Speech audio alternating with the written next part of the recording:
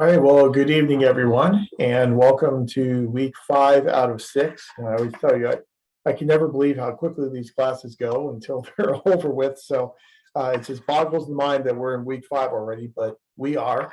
So welcome. I hope everyone's having a good week so far. I haven't had a chance to read any of the critiques that came in earlier today into the Beachboard site. I'll get to those as quickly as I can and hopefully have those turned around and back to you by tomorrow. Uh, for tonight, our topic obviously will be the administrative aspects of intergovernmental relations. So far in this course, we have talked about federalism from a constitutional perspective. We've talked about it from a political perspective. We talked about it from a fiscal perspective. Tonight, we're going to talk about from an administrative perspective. And then next week, our last week together, we will look at from the perspective of contemporary and future issues for intergovernmental relations. For this week, since we are in the administrative aspects week, your beach board posting for this week looks at bargaining. And I'm asking you to focus on one example of bargaining in intergovernmental relations and kind of describe how that bargaining occurred, the participants involved, and then the outcome of that bargaining process. And so that will be for your beach board for this week, beach board number 5. Then remember, for next week, we have a 6th beach board, which is totally optional for you. If you're happy with your grades on the first 5 beach boards, then you can disregard next week's beach board. If you want to replace one of your grades from one of the first 5 beach boards, you can always do beach board number 6 for next week. For tonight, for the administrative aspects, we have 5 articles on the agenda. So we'll see how we proceed through the evening. I would assume we'll probably do 3, then take a break, and then do the final 2, but we'll kind of see how the discussion goes. So on our agenda tonight, we have the 10 Commandments article, which is Teresa's, the Techniques of Intergovernmental Relations, which belongs to Hector, Politics of Unfunded Mandates, which is Paul's, another look at bargaining, which is Stephen's, and then we'll do the Homeland Security article, which belongs to Tone. So unless there are any questions or comments before we get going, I'll go ahead and shut up for a while and turn it over to Teresa for a discussion of the 10 Commandments article. Okay, let me share my screen.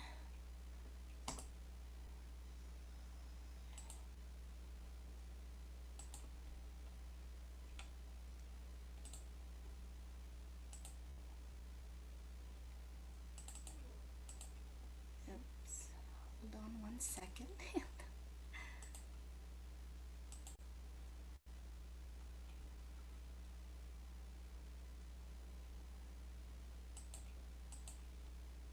Okay, what happened there? Can you all hear me? Yes? Yes, we can hear you. Okay. All right.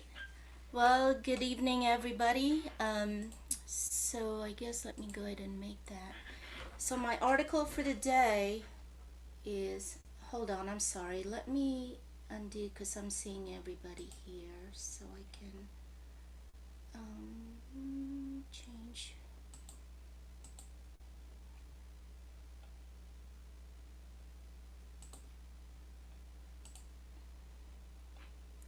Okay.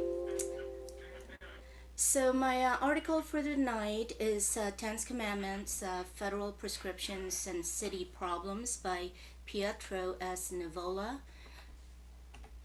And some of the topics that I will go over tonight are cities challenges, then followed by cities versus suburbs, and as well as federal prescriptions versus federal funding, and exemplifying the problem, and then lastly the conclusion. So this article pretty much it kind of reminds me with one of our classes. I believe it was the urban seminar. It kind of reminds me some of the issues that we've discussed in that course, and kind of the same thing where it's showing during the 1990s, large cities continue to lose their residents and inhabitants to the suburbs. Some of these large cities include Baltimore, Cincinnati, Cleveland, Milwaukee, Philadelphia, Pittsburgh, St. Louis, and Washington, D.C. And it also, the article kind of listed some of the disparities between suburbs and cities, especially in growth, specifically in suburbs. Subdivisions, they've seen more growth, about 3/4 of all new were in the metropolitan area.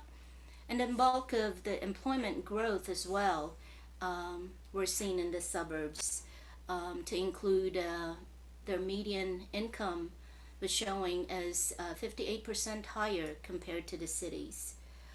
The meantime, while cities, they were experiencing about 82% decline in private employment between 1993 and 1996. And of course, poverty was due to loss of people and jobs to the suburbs. And the article listed, for example, a few areas, or a few cities, I should say, with New Orleans having only 11% population in the city. However, it accounts for about 29% of welfare recipients. Philadelphia County as well, 12% population with a fairly high percentage at 47 for welfare people. Baltimore as well is up there with 56% of welfare cases that it accounted for. Moving on to the next topic is again just kind of going back and reiterating, in addition, as far as the cities versus suburbs, specifically during September 11, 2001. Of course, that was the terrorist attack, where in New York State, pretty much almost 80,000 jobs were wiped out because of that terrorist attack. And in DC, it showed double-digit unemployment. And basically, the article had stated that most people would rather live and work outside in the suburbs, outside the city, rather than inside the old cities. And some of the underlying causes, again, are listed here, to include disproportionate poverty, crime and blight, again associated with that, racial barriers, cultural preferences for suburban way of life, and as well as complain about stiff city taxes and costly large unionized bureaucracies.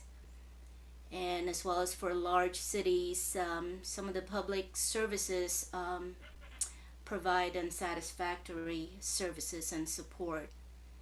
And lastly, it's just, again, the red tape of federal government regulatory policies and bureaucracies. So I just kind of did some research on this because beginning of the article, it kind of mentioned, the report on financial state of the cities. So I did not list all 75 cities, but just kind of,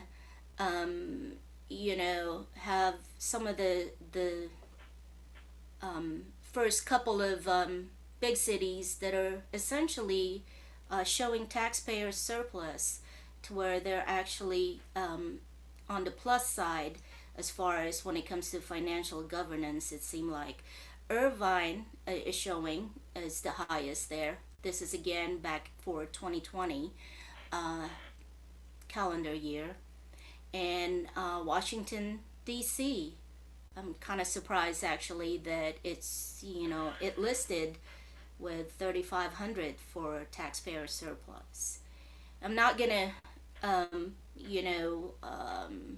basically talk about the entire list because you could see it there, but Long Beach is kind of up there on a, I guess, still a plus side. It's only 500.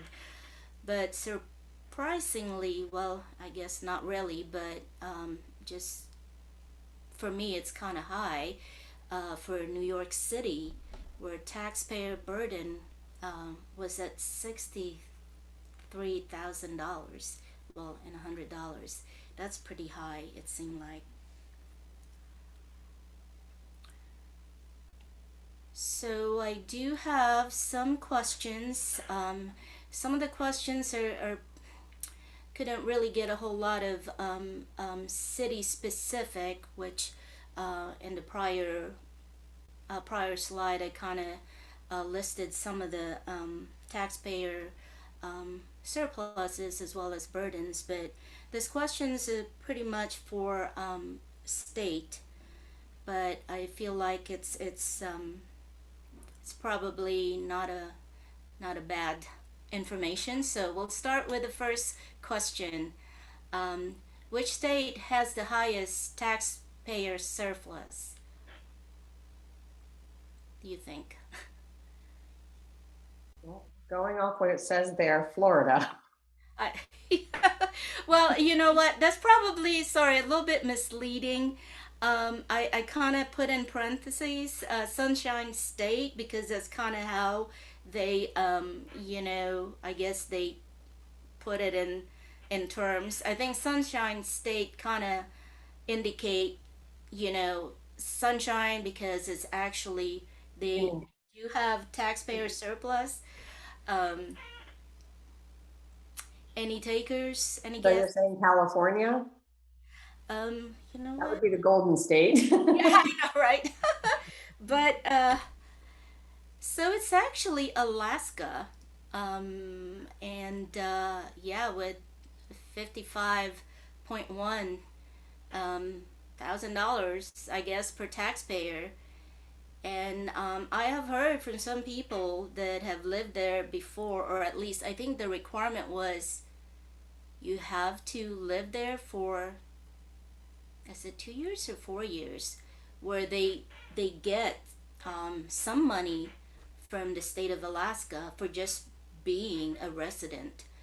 Um, so I don't know though if I want to live in Alaska, but okay, Teresa, can I ask a quick question?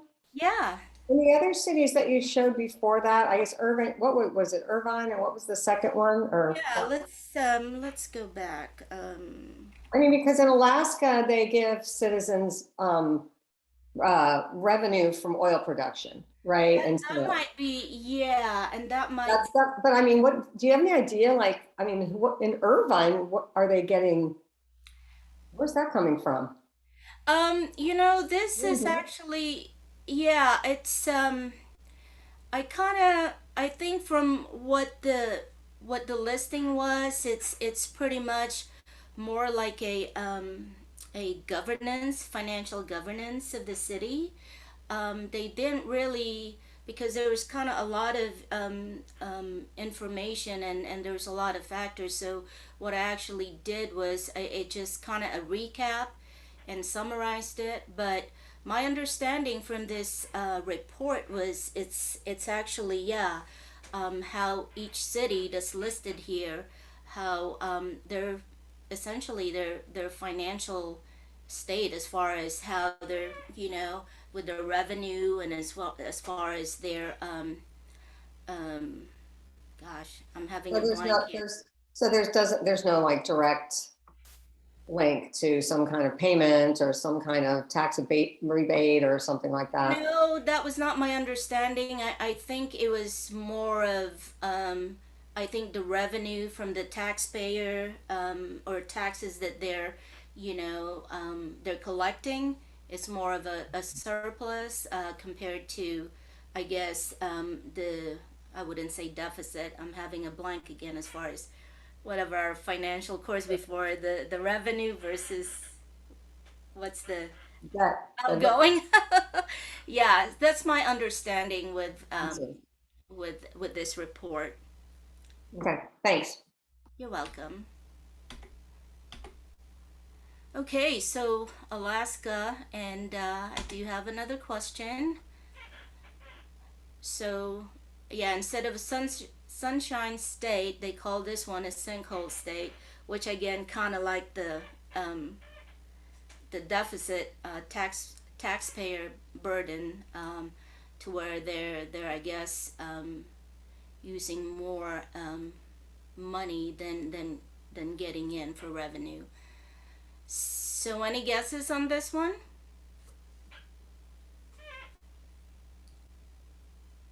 Probably New York, just because they say that's the worst state to retire in. You know what? Connecticut actually. It's kind of amazing how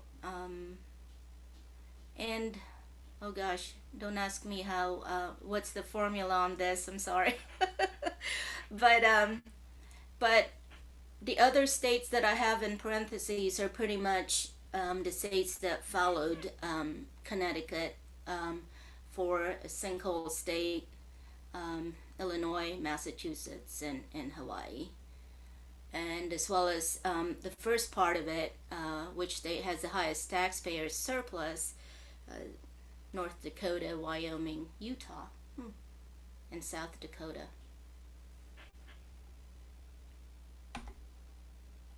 Okay, last question. Which state has not released its fiscal year 2020 report as of 31st August of 2021?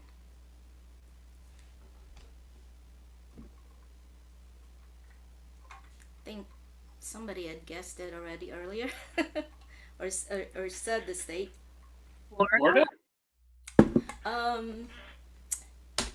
Well, no, it's California. I wonder why. But okay, moving on.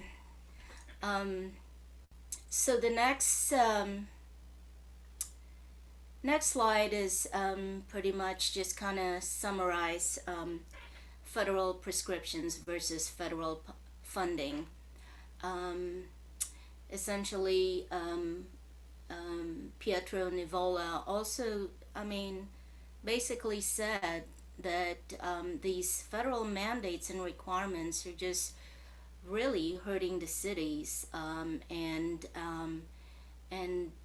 mandating all this, costly requirements without really helping with federal funding.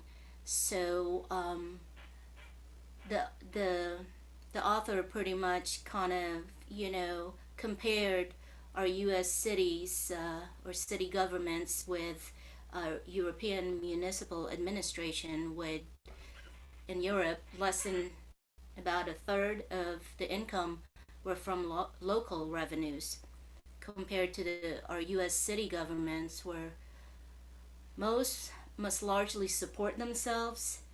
Thus, again, I guess it's kind of part of that federalism in a way, how to govern their own state government as well as local governments, and also where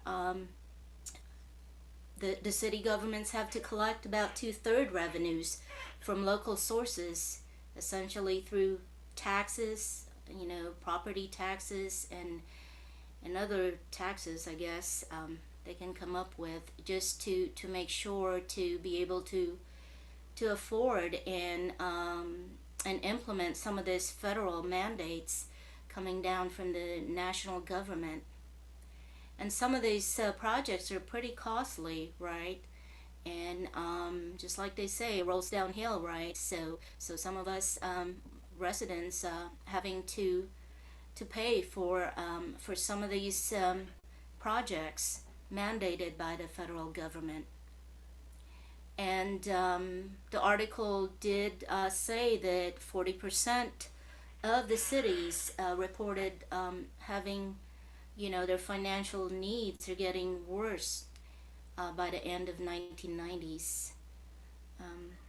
I kind of captured one of the statement from the article by the U.S. Advisory Commission on Intergovernmental Relations, where it just said that financial burdens imposed by federal laws and regulations have been increasing faster than the growth of federal aid since 1986, which is essentially what the article has been stating. I've kind of added, an example provided by the author here, and used the wastewater expenditures with the timeline there listed as 1972 to 1998. And it just clearly it shows, right, how the federal funding in billions of dollars had just really changed from 1977, where it's fairly high, and then starting to really decrease and continue to pretty much kind of stabilize, but still you could see the percentage of it. A lot of it is less than $5 billion compared to the total amount that the local government must fund during all these years. And it just recap for this graph that the municipal wastewater treatment, cost to build and run, again from 1972 to 1998, is like $7.5 billion per year. That was 78, and it's pretty much what kind of tripled that in 1998. And that's just the amount per year. Again, as already indicated in the previous slides, federal funding just continued to dwindle, and leaving the local governments to basically, have to find ways to, get some revenues and continue to operate these costly mandates by the federal government. Another example given by the author for this article, specifically for city of Detroit. Again, you could see how in 1980 to 1998, how it had to also, provide for its own funds, and have they need to have make their own revenue, while the federal aid, again, funding just dwindling and hardly minute compared to what the state and the local government need to provide to fund all this multi-million projects and expenses that's been mandated by the federal government. So revenues dropped, bond ratings also dropped, which again does not help revenues for the local cities or local governments, and continued problem with paying its obligations essentially is what what's showing here, especially for city of Detroit. So continuing on with it, exemplifying the problem, the author basically used also the U.S. Urban public schools, where bureaucratic rules and legal sanctions again just continue to make governance and funding harder for our city public schools. And then just additional governmental regulation, large share of the expenditures because of all these mandates and red tape and regulations that the public schools or city public schools need to basically, put some large share of their funding expenditures to non-teaching personnel for administrative overhead.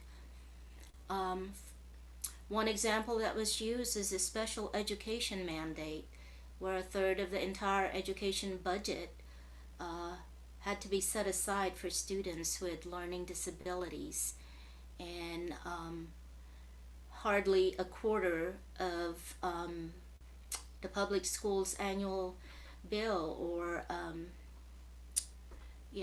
funding that's required is not even reimbursed by the federal government.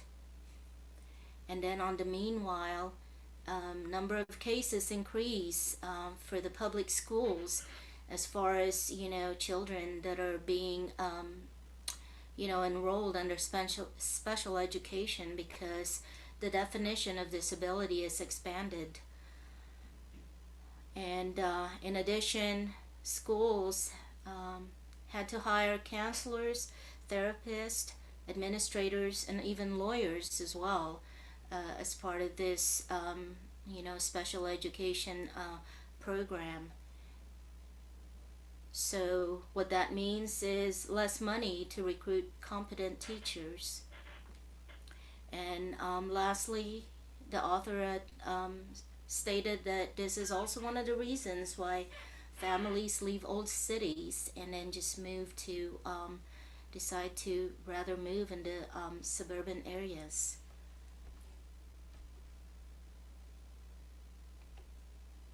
Oh, okay. That's my last slide. Any questions? I know that the cartoon here is it is saying pretty much kind of like for a company or a private company, but I kind of find it pretty similar with our with our state or city government as well as federal, I think. Any questions? If no questions, okay, sorry, somebody. Okay, if no questions, that concludes my briefing. Thank you, Teresa. Perfect. Thank you very much. And Yeah. just a couple of comments. The one that you talked about as the author discussed the example of special education. And I know from my time on the board, we always refer to it as the special education bleed. And the special education bleed was how special education requirements for spending would bleed over into our general fund budget. Because as Teresa pointed out and the author points out, the federal government would never give enough money. They would never give enough in terms of reimbursements to reimburse districts for special education spending. And so then special education spending would then bleed over into the general fund budget, which would then erode your ability to make the expenditures you need to out of your general fund budget. And special education was always an issue for our district in that we had expanding needs for special education programs, but we had a retraction in the amount of federal money coming in to fund those programs. And so you then have to find the money somewhere. And it also became kind of a crisis situation in terms of trying to staff those special education classes, because we could not find special education teachers to fill those classes because we couldn't pay them enough because we weren't getting the reimbursement from the federal government. And so we would then have to try and staff those classes with non-special education teachers who didn't have the right credential. And then once you do that, then you open yourself up to what's known in education as a Williams complaint. And a Williams complaint is when parents can file a complaint that they don't have a credentialed teacher or the properly credentialed teacher in their classroom. It just kind of becomes a self-perpetuating type of cycle for a lot of districts. The underlying theory behind this entire article is this whole idea of what's called the mobile consumer thesis. And I don't know if you may have talked about this in Urban Affairs, but there's a very famous economist by the name of Charles Thibault. And Charles Thibault is best known for this mobile consumer thesis. And so what Thibault argued in the mobile consumer thesis is kind of the antecedents for public choice theory. He would argue that each city or community offers a unique bundle of goods and services. If residents do not like the bundle of goods and services they're receiving from that city, what do? They vote with their feet. And they then move to another city where they will get a bundle of goods and services that more closely approximates their wants, needs, and desires. And so what I think we saw in the 80s, 70s, 80s, and 90s in a lot of our major urban cities is we saw this voting with your feet. And one of the primary reasons why more affluent residents were moving out of the cities into the suburbs and the exurbs was because of schools and the quality of the school district. The problem, obviously, with Thibault's mobile consumer thesis is that not everyone has an equal capability of voting with their feet. And the people who have more of an ability to vote with their feet are obviously your more affluent residents. So the residents that cities lost were obviously the more affluent residents. As those more affluent residents moved to the suburbs and the exurbs, as I'm sure you know from your urban affairs class, they take their property tax dollars with them. So cities then have a reduced capability of responding to the service demands being placed upon them by their residents because they no longer have that property tax base. Well, you then couple that with the fact that your demographics have changed in the city, and so now the demographics in that city are lower income level people who actually are requiring more services from government. And so cities are then facing increased service demands, and they have reduced tax revenues to respond to those service demands. It's this hollowing out, as you probably already know, the donut hole effect that we saw in a lot of our major metropolitan areas. I had the pleasure or the lack of pleasure, if you will, of living in Cleveland during the 1990s or most of the 90s. And so I saw this situation as, people were moving out of Cleveland. Cleveland for a while was by far the largest city in the state of Ohio. As a result of this donut hole effect, Cleveland is now the third largest city in the state of Ohio. It's now surpassed by Columbus and Cincinnati. And it's because of most of it's caused by the quality of schools. And the schools really took the biggest hit there in Cleveland. And so you then take that donut hole type of effect and you couple it with, in the Reagan administration, the change from categorical to block grants. So as I think we mentioned before in this class, Ronald Reagan in the 1980s took 187 categorical grant programs and he consolidated them down into about a dozen, 12 or 13 block grants. Well, as a local or state government, you would say, well, that's great because a block grant is going to give us a lot more flexibility than a categorical grant, as we learned last week in our fiscal federalism discussion. The problem is that as you earn that additional discretion, it comes with fewer dollars. And so Reagan consolidated these into block grants, gave more discretion to state and local governments, but then gave them fewer dollars. And so this is kind of that shift and shaft, that's discussed, where they're shifting some of the accountability and responsibility to state and local governments through block grants, but state and local governments are getting the shaft because they're getting less money than they got before.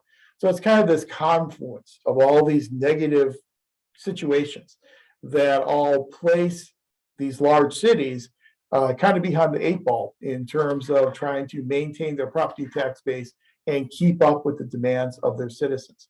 And again, it becomes self-perpetuating because if they don't keep up with the demands of their citizens, then those citizens who have the capability to move will then move, and they'll find another government that will keep up with the demands that they're placing upon that government. But I'll stop talking, but that's just a little context and a little background to the argument that the author is making in the article. But thank you very much, Teresa. Very well done. I appreciate that. And without further ado, we'll then move into our next article, The Techniques of Intergovernmental Relations, and that one belongs to Hector. Okay, just give me one moment here.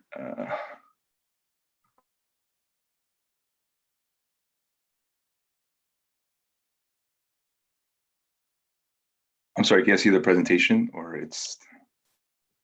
Can't see it yet, no. Can't see it yet. Okay, I apologize. Let me get this.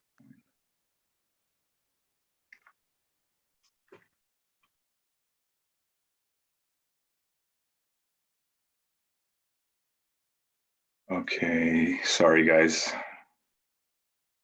Let's see if this works on this side.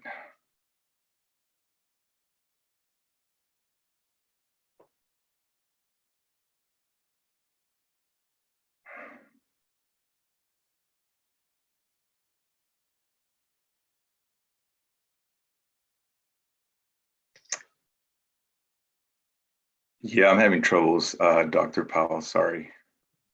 I understand. That's okay. If you like, if you want to work on that, we can move on to our next one, and then we'll circle back to you. So how's Yeah, that? thank you. Okay. If that's okay with Paul, then we'll just move ahead to Paul, and then you can do the politics of unfunded mandates by Paul Posner. So Paul, talking about Paul. Yeah, sure. Let's see if this works out.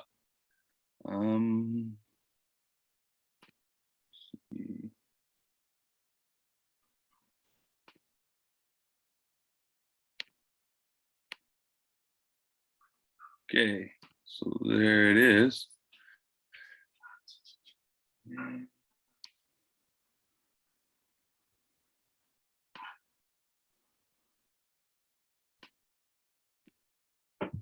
Just a second.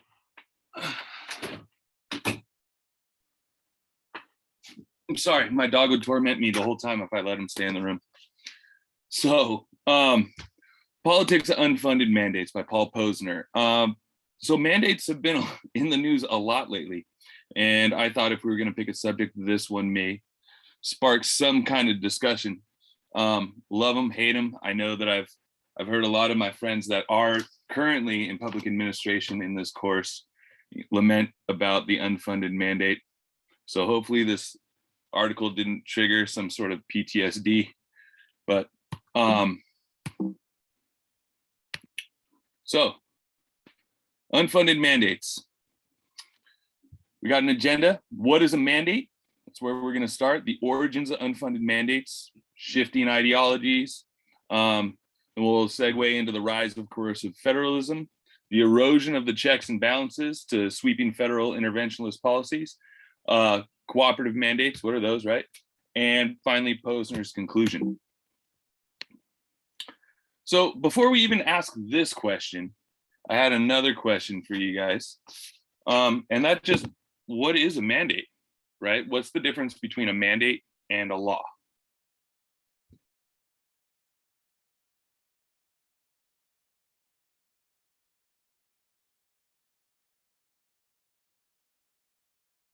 Come on. Well, a mandate is not a law, right? Okay. I was gonna say, is a mandate like a strong suggestion?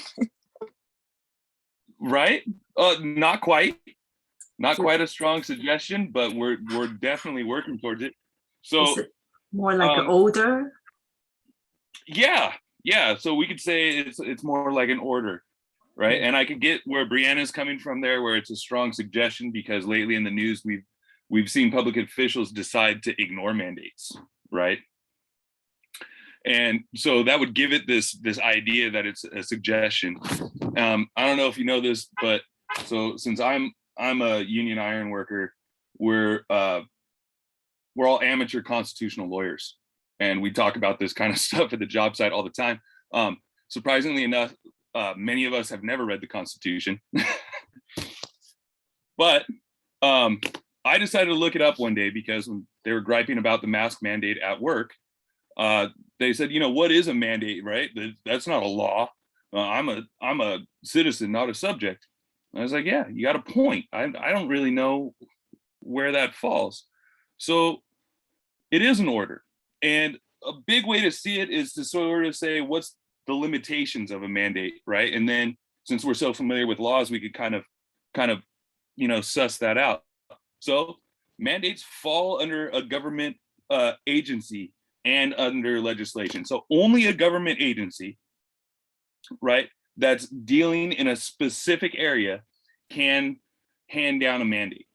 So for example, the health department can make decisions about a pandemic, but the health department can't exactly issue a mandate on national security. Okay, so that's one way that we could start thinking of a mandate.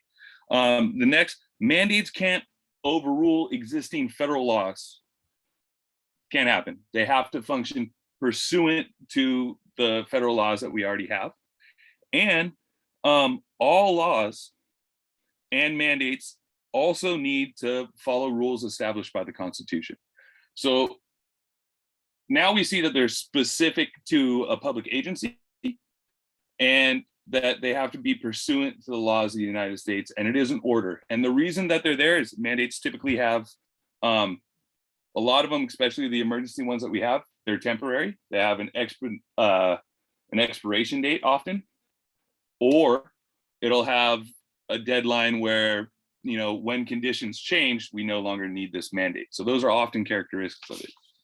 So then what is an unfunded mandate?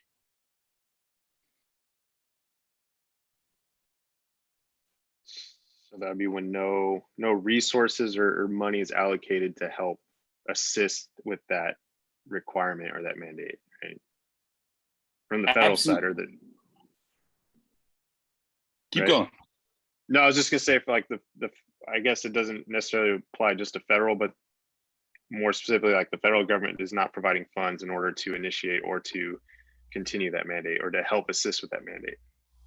Exactly. So another higher level of government, whether it's the federal government or, you know, the state tells a local government to do something, says these are conditions that we say need to be met, and tough on the funding, meet them anyway. Doesn't matter what you budgeted for, these are still your conditions, right? So the state could do it to a city, the county could do it to a city, you know, it just goes downhill. And what Posner is saying is, according to Posner, these mandates have become a crucial component of national policymaking, and they're fairly new. So why then do you think that this trend became, you know, so crucial? We ran out of money.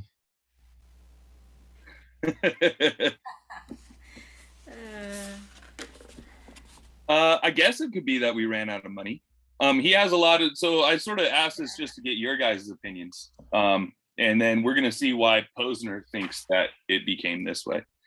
So unfunded mandates, right? Spoiler alert, basically it's because they wanted to have a unified national policy on a lot of subjects. And this was a really easy way to achieve that, right? But it developed and it evolved over time. So the origins of the mandate. Mandates were embraced by both parties and came into vogue in the 1970s or 80s. And believe it or not, this was a divergence from the norm. In the 1960s, you would ask a politician if federal mandates were going to become a norm, and they would have scoffed, right? Like, absolutely not. But you saw that line starting to blur between the federal government and the state government. And prior to the 1960s, the default political ideology, was to give states and local governments a great deal of deference when formulating national policy.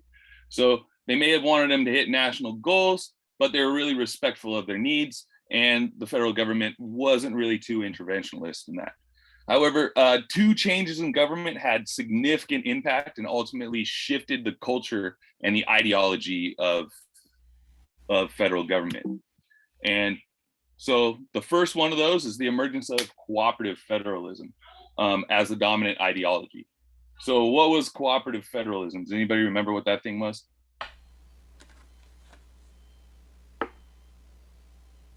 Give you a hint, it started showing up around Roosevelt. Federal programs that supported local people. The first one Exactly. was actually Civil War veterans, but. Exactly. Yeah. So during the Great Depression, you saw this huge rollout of federal funds, you know, this sort of like Keynesian wave of government intervention swept over the nation. And you saw basically them giving grant and aid programs to try and pull cities, states, local governments, and counties out of the just depths of the Depression. So they increased a bunch of grant funding. Over time, subnational entities formed what Posner calls beneficiary coalitions. So, Roosevelt sort of got people hooked in a way. So local governments and state agencies, subnational entities, they started receiving federal funding, and they were receiving that federal funding outside of action of their governor or legislature. And so what did they do? They started lobbying on the behalf of their own self-interests. And that's when you see these public interest groups like the NGA, or as the National Governors Association, I forget the one that they call for the city governments, so on and so forth, start to form. So why might coercive policy tools have benefited these coalitions? So before you answer that, what I mean by coercive, how could mandates have benefited these guys?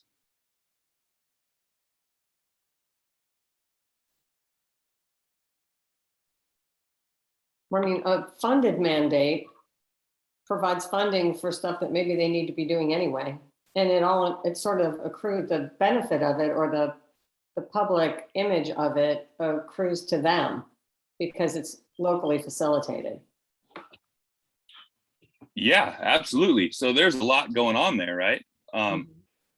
Yeah, so the public image of a mandate, and we're going to get to that in the next slide, absolutely had to play a role in it.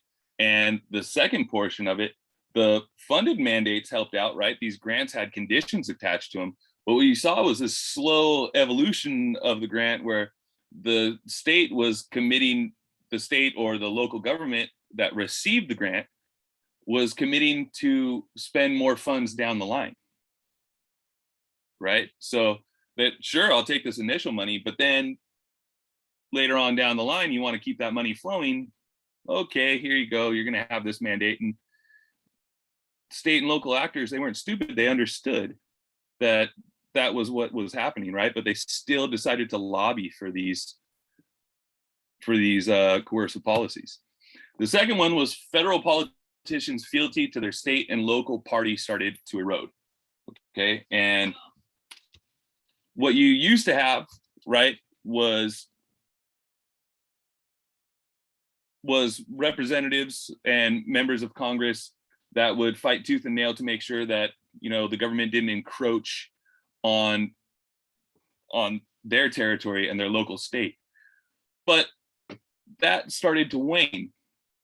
First off, I just finished reading a book by Etan Hirsch, and he was talking about reforms that happened around the same time in the 1970s to Democratic presidential primaries, and it was quickly mirrored by the Republican presidential primaries. And what was going on was they wanted to get rid of sort of party control, and they ceded this the election of delegates to a more democratic process, right? So party elites weren't necessarily vetting candidates that were going to be running. You had to curry favor with the public. And so there are also a bunch of like, at the same time, there were a bunch of policy entrepreneurs going around saying, hey, these public policies right here could have a huge national impact. And you now have the omnipresent media, the invention of the soundbite. These guys are starting to feel exposed when it came election time. And so what happened was you saw them lean towards mandating policies. They were also congressmen at the time were incredibly loath to be seen as on the wrong side of a public issue. So you have these sweeping national reforms into education, the state highway system, all kinds of stuff. And there's your competition for policy leadership. So over time, the national government sought to entice state and local governments to meet goals by offering them extra resources that they wouldn't have had. So there's your carrot, right? This enabled the national government to make inroads into state and local territory. So past federalism, we've all heard this analogy about 1 billion times now about the layer cake, right? That's what federalism used to look like. The marble cake is what federalism looks like now, okay? And this gets really messy when you start to have things like mandates, unfunded mandates, preemptions, grant and expanded grant and aid programs. If the national government could entice subnational governments to participate, then if they couldn't do that, then they would compel them with the mandates. So now, what are the advantages of having a unified national policy? What could that be? I'm thinking about things like climate change, public education. Kind of standardization, you know, maybe. We tackle bigger problems. Yeah. Right? Yeah. In ways that other countries can that are less fragmented than ours. Yeah. So a lot of our national policies that we have, right, leach on over into one, global issues, and two, state and local policies also affect national policy, right? So I think I've talked about this before. Pollution doesn't just stay in your state. Pollution leaves your state, right? Like that's we have to think about things like that. Turning out a cohort of people with substandard education could be very problematic for us, especially in the future, right? Retirement. I've talked about retirement before. Eventually, we're going to have to pay for all kinds of old people, right? Or do something incredibly unethical. So these are all sort of issues that having a national policy would benefit the United States, right? So what do you think some disadvantages of having unified policies are?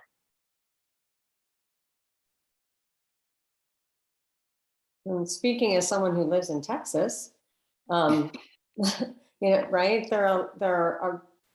There's a desire to have a local sort of customization, right? And there are some national policies that state parties specifically are definitely going to be at odds with, and therefore, you know, citizens of certain states. I mean, climate change is a perfect example. You know, even though there's a bunch of solar and wind power here, we're not stopping the production of oil anytime soon. Oh yeah, absolutely not. Texas is just in the energy business. They don't care how they get the energy. They want to sell it. I think one thing too is that, you know, the different states have different resources. So, you know, to make it as a unified national policy is kind of, it's almost the same as, you know, what suburbs versus cities. You know, there are some states that has more resources, whether that's natural resources or whatever, you know, it can actually are able to implement some of this unified national policies versus other states that are not in the same boat. So that's kind of my Absolutely. And not only is that really insightful, but it also opens up this door to all kinds of other problems that come off that. There's like all these, you know, ancillary little problems that come off of that. So it could stifle innovation, right? Maybe somebody has a better solution to this, but they can't because there's a mandate blocking them. Okay, so you then find the government in this like really weird catch-22 situation where they're trying to write language for a mandate that's specific enough to accomplish their goal, but is general enough to accommodate everyone. Okay, that's how do you do that? I don't know. So, I mean, I've even heard it right now in just some of the comments that we've had is Americans sort of harbor a natural aversion to centralized power. So how did the proliferation of unfunded federal mandates come to be, do you think?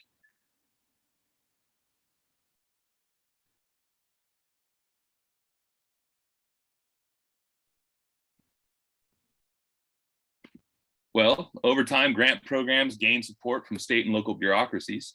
right? They wanted that federal money. And then this strengthened beneficiary coalitions. So these people that were lobbying this, they decided, well, we get even more people on board, and if we have more entities on board, we could get more federal dollars, right? And we could sort of skirt around the state legislature.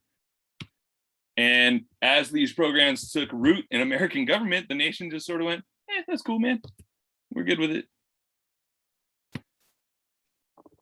And it was actually, the irony was that these beneficiary coalitions legitimized the coercive national policies.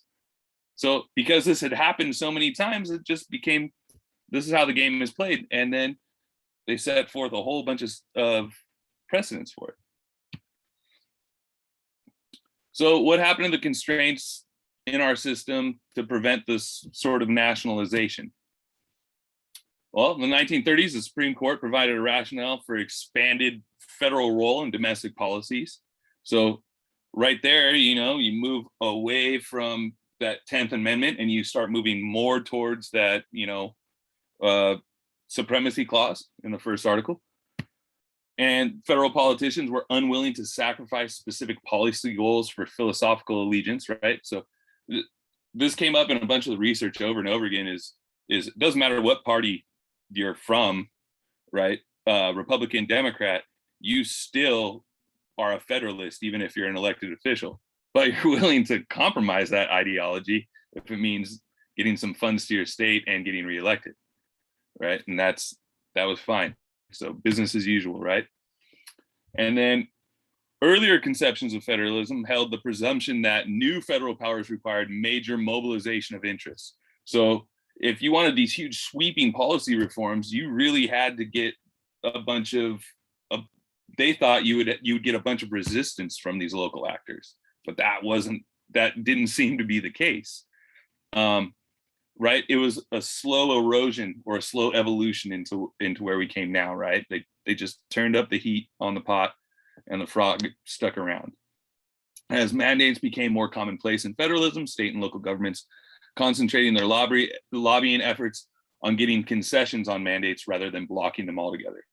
So the mandates kept coming, and what the local actors thought was, you know, we could put up with these, and that's fine, because later I got this coalition and we'll just go ahead and we'll try and mitigate their effects. We'll make them a little less onerous on us, and we'll be able to skate. We'll be able to skate through it, but let's get that funding here first. Yeah, and federal funding carrot exerts a persuasive, albeit more subtle, nationalizing influence on state and local policy priorities. And that's a quote from Posner. So we got like a last round of questions, and I think one more slide after this. What are some of the ways to meet national goals without federal mandates?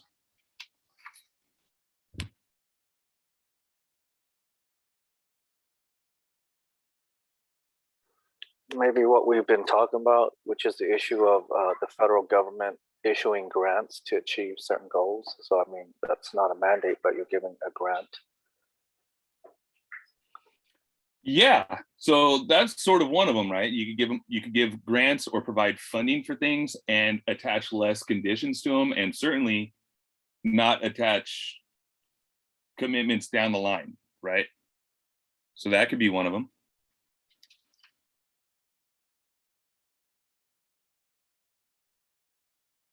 So when I wrote this question, this is what happened to me. I couldn't come up with things. I started thinking about it. I was like, oh man, that's a good question. This sucks. Okay. Finally, we knocked some things loose. The federal government could set goals and incentivize states to work towards meeting those goals. So you could have incentives, right? Instead of just mandates, try and build people up and get them to meet those. Power of the bully pulpit, that's huge. Okay, you see Biden now repeating Roosevelt, right? Which he says, you know, hey, we got to do something about climate change, and I'm for a climate change policy, but come and make me do it. So you have that narrative, and you can push that narrative, and hopefully you get enough public backlash that you get a mandate from them to do something. That could be something. Also, try and get the private sector to start pushing on certain policies that you would like to see. So you could have incredibly powerful actors in the private sector as well. And pressure from other global leaders. Go outside the country. What are they doing over here? Why are they doing it? Are they doing it better? Are they doing it worse? Right? And just try to put that in the media, and hopefully that sort of catches on. So those are the things that I got. So how might the failure to meet national goals affect national and even global well-being?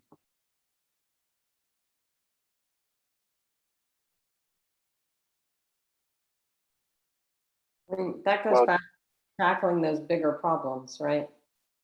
Absolutely. Right? So we make decisions and it affects the supply chain. We make decisions and it affects labor conditions in other countries. We make decisions and it affects climate.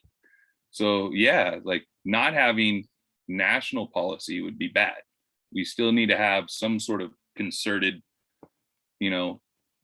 direction to go in and still somehow maintain individuality. Should higher levels of government provide funding for all mandates?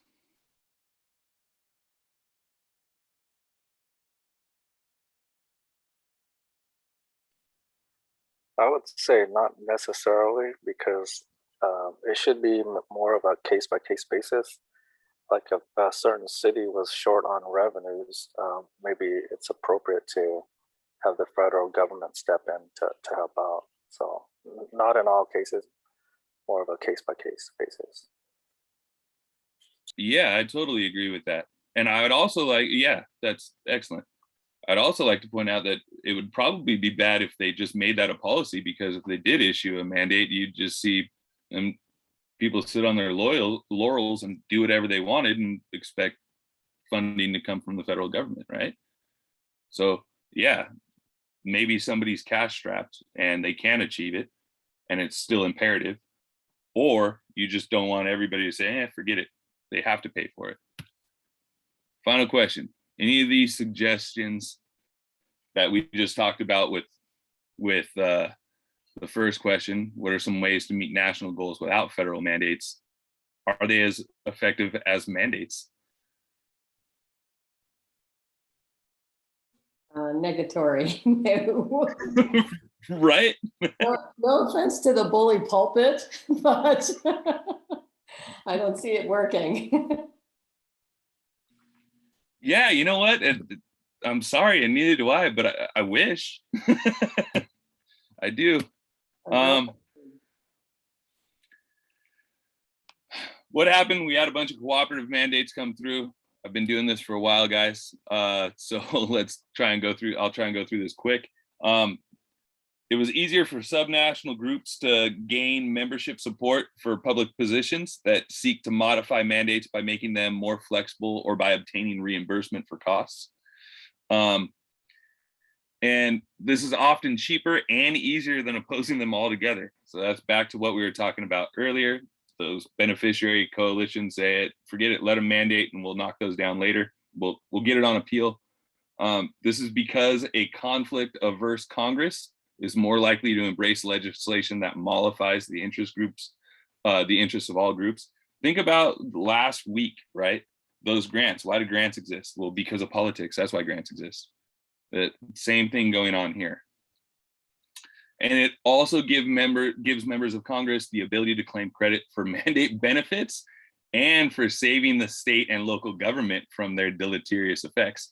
So if they respond to these guys, the beneficiary coalitions, trying to mitigate the mandates, then it's a win-win for members of Congress, right? Because the state met the national standard that you wanted them to meet, and you saved them from some onerous federal mandate. So you're a winner. So what's Posner's conclusion? Posner concludes that the cooperative approach to mandates has helped promote Federalist values in choosing how to mandate, but it did not generally inform the decision about whether to mandate, and a decision that may be best explained by the coercive model of federal government. And ultimately, he concludes that mandates are like death and taxes, and they will be here for the foreseeable future. So thanks for putting up with me, guys. That concludes it. Any questions? All right. Great work, Paul. Very well done. Great discussion, and again, hit all the major points of the Posner article. Paul Posner was an interesting guy. He passed away a few years ago, unfortunately, but he had his feet kind of, 1 foot in government and 1 foot in academia. He was a high-level manager in what used to be the General Accounting Office, which then became the Government Accountability Office, the GAO. But then went on to then serve as the dean of the School of Public Affairs at George Mason University. I actually had hired Paul Posner many years ago to put together a video compilation discussing fiscal federalism. And he put together a whole series of, I think we had 8 to 10 different sessions on video where he would talk about the development of fiscal federalism. And the content of that video series was great. I mean, it was great content, but Paul wasn't the most, our Paul is very enigmatic, but the Paul Posner is not very much of an enigmatic type of speaker. He's not a terribly compelling speaker, but really did know his stuff. And I like this article a lot because it does kind of lay out for us, again, that political explanation for having these types of unfunded mandates. Now, unfunded mandates make a great deal of political sense for members of Congress. And as Paul tells us, we know that members of Congress, their primary motivation is to get reelected. David Mayhew tells us that in his book, Congress, the Electoral Connection. And they like to claim credit for things. And so passing these unfunded mandates allow them to benefit politically by claiming credit. And as they did start to move away from their, as Posner refers to, political party moorings, they became more of these free agents and these entrepreneurs who needed to get these political benefits. And they got the political benefits through these unfunded mandates. And I think one of the most interesting conclusions that Posner comes to, and Paul mentioned this a few times, is that states kind of sowed the seeds for their own destruction, in that states participated in the discussions and negotiations about how can we affect the implementation of this mandate. And by engaging in those discussions, they basically legitimize these mandates. And so it's no longer the question about should we have these mandates. It's more about, how should these mandates be put into effect? And so once you make these mandates legitimate, there's really no going back. And so that cooperation actually led to those more coercive unfunded mandates. So it's an interesting situation that states really found themselves in, kind of contributing to somewhat of their own decline. But great job, Paul. Very well done, and a very interesting article. Hope you've all read it. If you have read it, it's really bears going back and doing a good reread, because there are a lot of different elements to Posner's argument. So excellent, very well done. Let's see, Hector, how are we looking? Do we want to move to you now, Hector, or would you like to defer? Yeah, no, let me go ahead and try it again. Okay.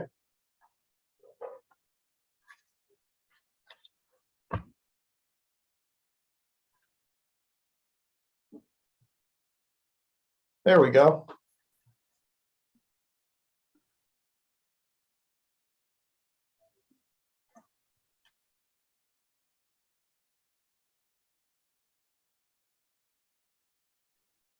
Okay, thank you, everyone. I apologize for the inconvenience.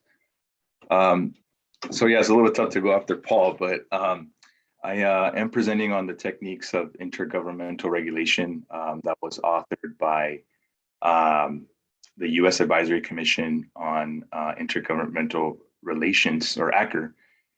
And this article is very, very short.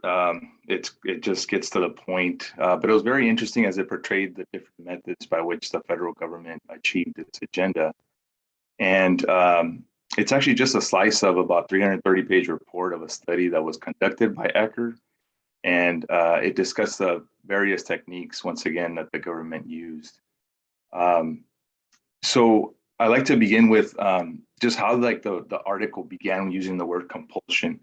The action of forcing or being forced to do something it perfectly described what was going on at that time during the 60s and 70s, where many state and local activities were being brought under extensive federal regulatory controls for the very first time. So as we've seen, obviously, traditionally, we're accustomed to seeing assistance programs as contractual agreements between two independent co-equal levels of government. But now it seemed like this new intergovernmental regulation that was imposed on state and local governments pretty much couldn't be avoided. It was mandatory, it had to be compliant, it's the only avenue that they had. Now, I feel like it's important to mention about ACR. It was an independent bipartisan agency in the US federal government, and it was established in 1959 with the mission to strengthen the American federal system and improve the ability of the federal, state, and local governments to work cooperatively, efficiently, and effectively up to 1996 when it closed down. And it was composed of 26 members, which included 6 members of the House, 6 members of Congress, 4 state governors, 3 members of state legislature, 4 mayors, 3 county officials, 3 private citizens, and 3 representatives of the executive branch. So we can see how there is representation at every level of government. And I thought it was very important to have that perspective of the common citizen or of the public to ensure that, in fact, there is effectiveness throughout all levels of government.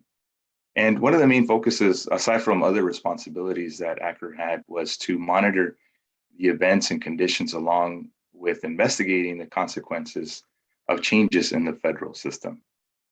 And as I mentioned, they conducted a study titled Regulatory Federalism, Policy Process, Impact, and Reform, where they analyzed about 60 to 80 mandates, which basically uncovered 4 tools in the federal government's back pocket that were used to, once again, to complete their objectives.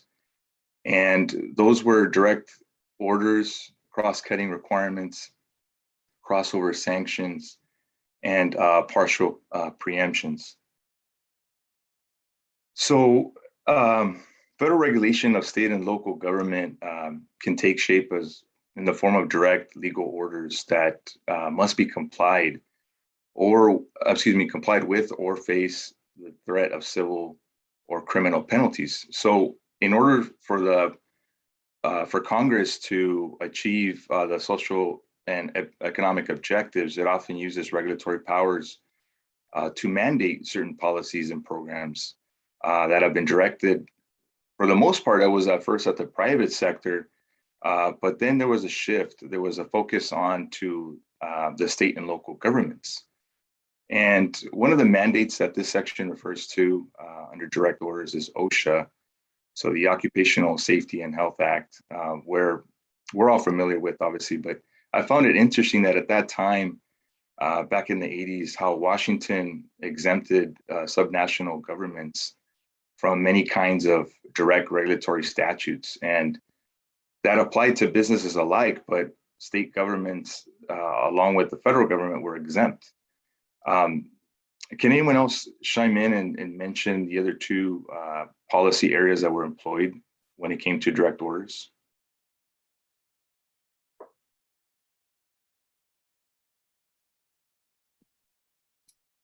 Public employment and environmental protection.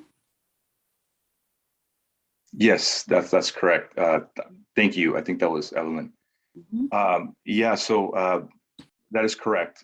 We see that basically under the Equal Employment Opportunity Act of 1972 that prohibited state and local governments from discriminating in their employment practices on the basis of race, color, religion, sex, national origin.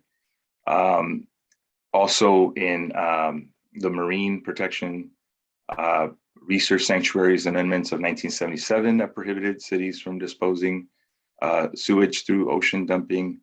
And then also we saw this in the Fair Labor Standards Act, where the amendments that called to regulate the minimum wage and overtime pay of state and local government employees. Now, we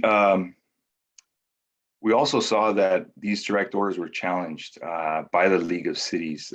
This one in particular with the Fair Labor Standards Act, as well as several states and cities were challenging this because of the constitutionality of the amendments. Does anyone know what the outcome was when it came to this case with League of Cities versus usury?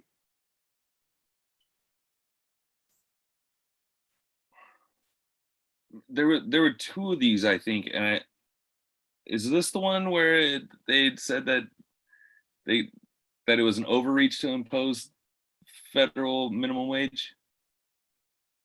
Yeah, that's correct, Paul. That's right. Basically, yeah, that's correct. The Supreme Court had ruled that Congress may not regulate the labor market of state employees, as it was a violation of the 10th Amendment. And so basically they reserved that right for the states, and due to the fact that it threatened their independent existence.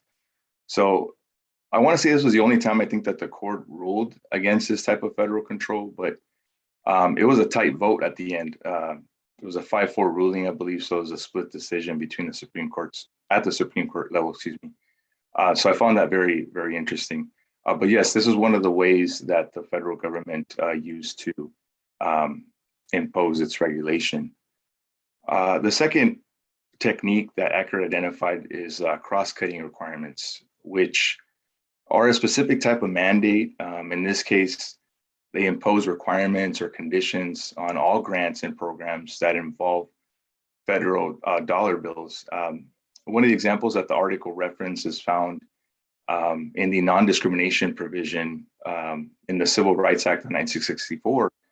I know we probably have heard it before, but I think it's important to mention what it states, which is no person in the United States shall, on the ground of race, color, or national origin, be excluded from participation in, be denied the benefits, or be subjected to discrimination under any program receiving federal finance assistance. So these requirements were mainly endorsed primarily to protect disadvantaged groups, such as the handicapped, the elderly, and women in education, as we see in Title IX of Education Amendments of 1972, that prohibited sex discrimination in educational institutions that receive federal aid. And I would like to ask the class, what makes these requirements, these cross-cutting requirements, so impactful within the intergovernmental arena?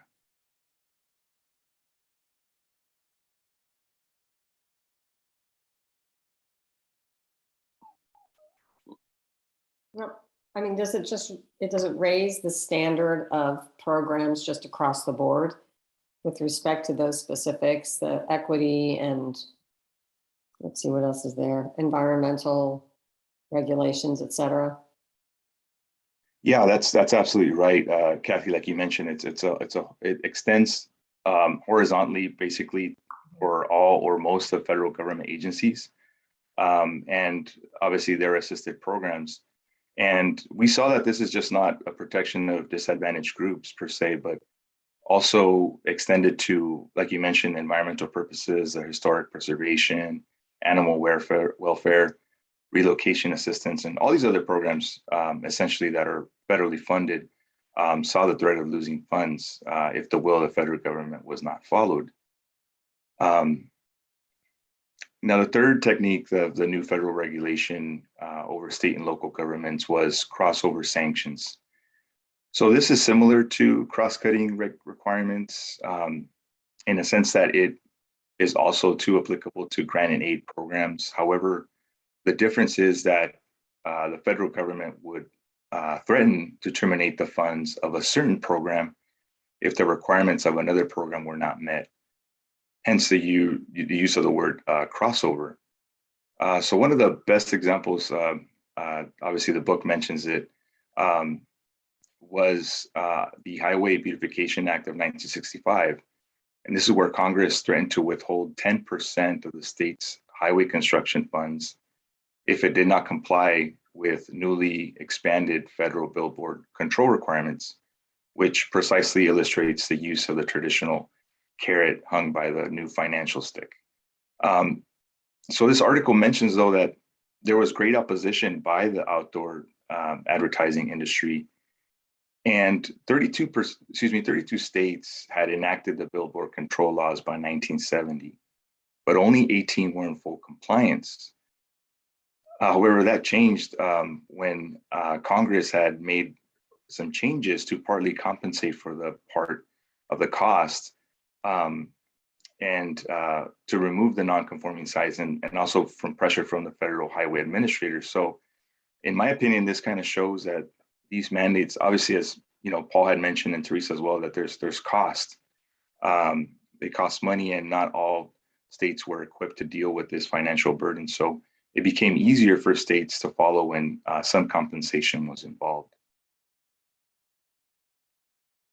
And the last creative technique is partial preemption. So unlike cross-cutting and crossover sanctions, this technique uses the authority of the federal government to preempt certain state and local activities based on the supremacy clause and the commerce powers. So I found it interesting because it is considered partial due to the fact that the federal government and the state government share power over an area of law. And in these cases, the federal law establishes basic policy, but administratively, the states are responsible for the delegation of such policies if they meet certain national conditions. So the article makes a mention of the Clean Air Act and how the federal government is authorized to enforce federal standards in any state that failed to do so. And it is clearly stated how if a state does not issue regulations acceptable to the United States, then a federal agency or department will do so.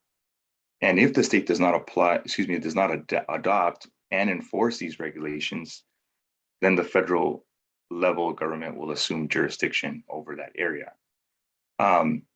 So in this case, as we could see that on this next page here, we see that the Clean Air Act of 1970, we had the air quality standards set by the federal government, and obviously the state was in charge of devising a plan to implement the implementation and enforcement of these plans. So I actually agree with what one of the observers mentioned about this type of intergovernmental mechanic tool, where it states that this approach would contribute to the diminishing participation of local and state levels. Because once again, if you have this split up, you have the federal government stating what they want. The state has to follow, obviously, but if it's not made up to the standards, then the federal government is going to come in and take over. And if that's the case, well, the local and state governments might decide, hey, you know what, I'm just going to let it go. You know, the federal government's taking over.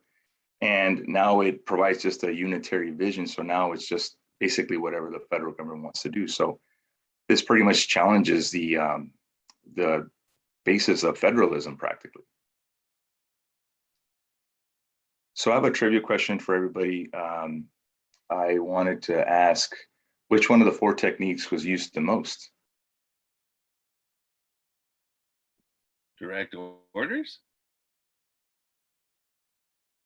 Okay, that's a good answer, but there's one that had more. Partial preemptions? Good guess. Cross-cutting requirements. Yes, that is correct. Thank you. Thank you so much.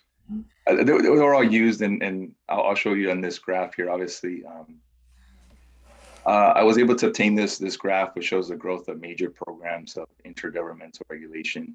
Once again, it's constructed based on the type of instrument between 1930 and 1980. So we see how in the 1930s, 40s, and 50s, we had this cross-cutting requirements. And I want to say there was not too much challenging there because there was shared values and goals between obviously the state and federal governments. And then as you get to the 1960s and 70s, you start to see this rise.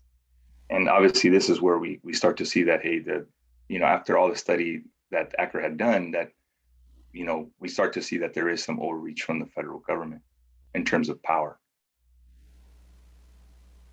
So I wanted to conclude the presentation by asking, do you think that ACR concluded that these regulatory programs were a threat to intergovernmental cooperation?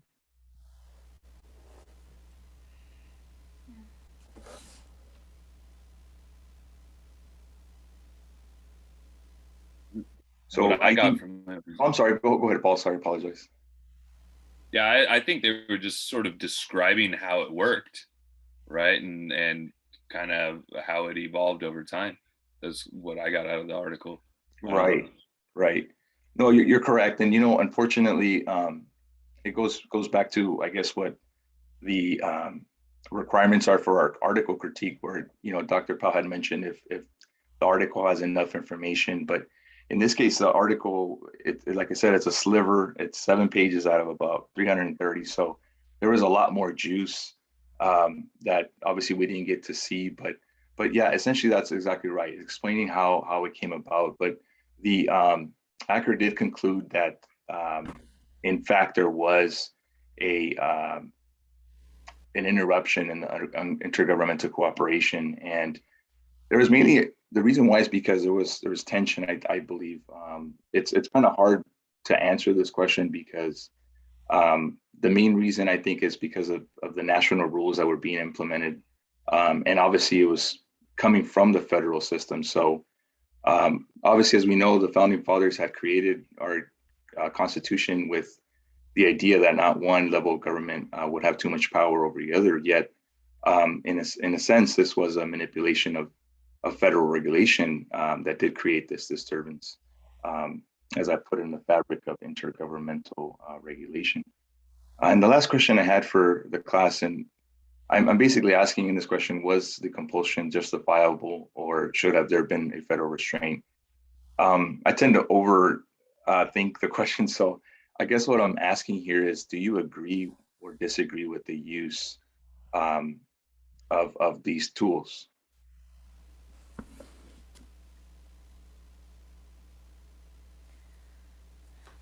I think so. I think depends on, what's going on at certain times, that certain techniques, the federal government need to impose or use, because despite state federalism, I feel like the national government still has the overall responsibility for the country. And if they feel that maybe at that time, whether it's good or bad, but decision needed to be made to use one of those techniques, to solve a certain national problem or issue, I feel. No, that's definitely a good point of view, and I appreciate that, Teresa. Is there anyone else that wants to share before I throw my 2 cents into this? Okay, just didn't want to cut off anybody, but yeah, I think you're right, Teresa. In my opinion, too, I think it depends. There's shared values that the state and local and federal levels of government share, like non-discrimination, environmental protection, equal rights. And just like we've been discussing, like it keeps all 50 state governments like on the same page.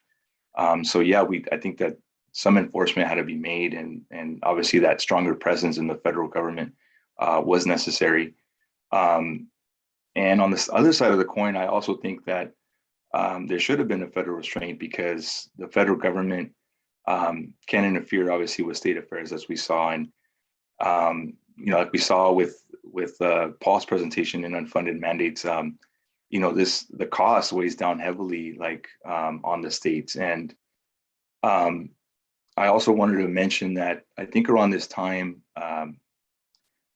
in 1978 is when Prop 13 was passed. And I know you guys have probably heard me discuss this prop before, but for those who don't know, Proposition 13 limits the increase in assessed value for your home or commercial property up to 2%. And so For a homeowner, that's actually good news because when it comes to property taxes, you at least know what you're going to pay roughly the next year, and it also keeps a limit on how much the state collects. And prior to the Prop 13, the assessed value would fluctuate a lot, so you would have lots of money coming in one year, and so depending whatever the state would request, you would have extra money coming in. But the reason why I'm bringing up California is because when Prop 13 passed, it limited the amount of tax that was coming in. So now you have these mandates that are coming in from the federal government,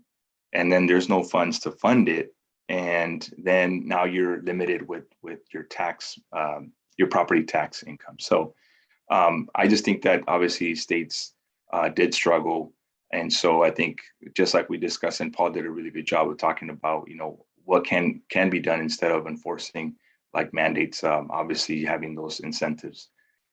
So unless there's any other questions or comments, I'm done with my presentation.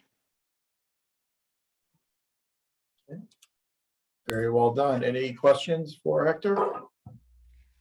Great job, Hector. Thank you so much.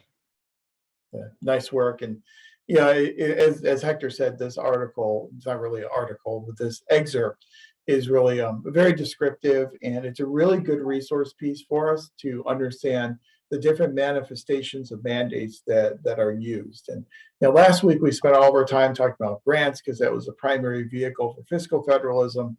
Now the administrative week, we're spending our time talking about mandates as the primary vehicle for the expression of national intent and the achievement of national objectives.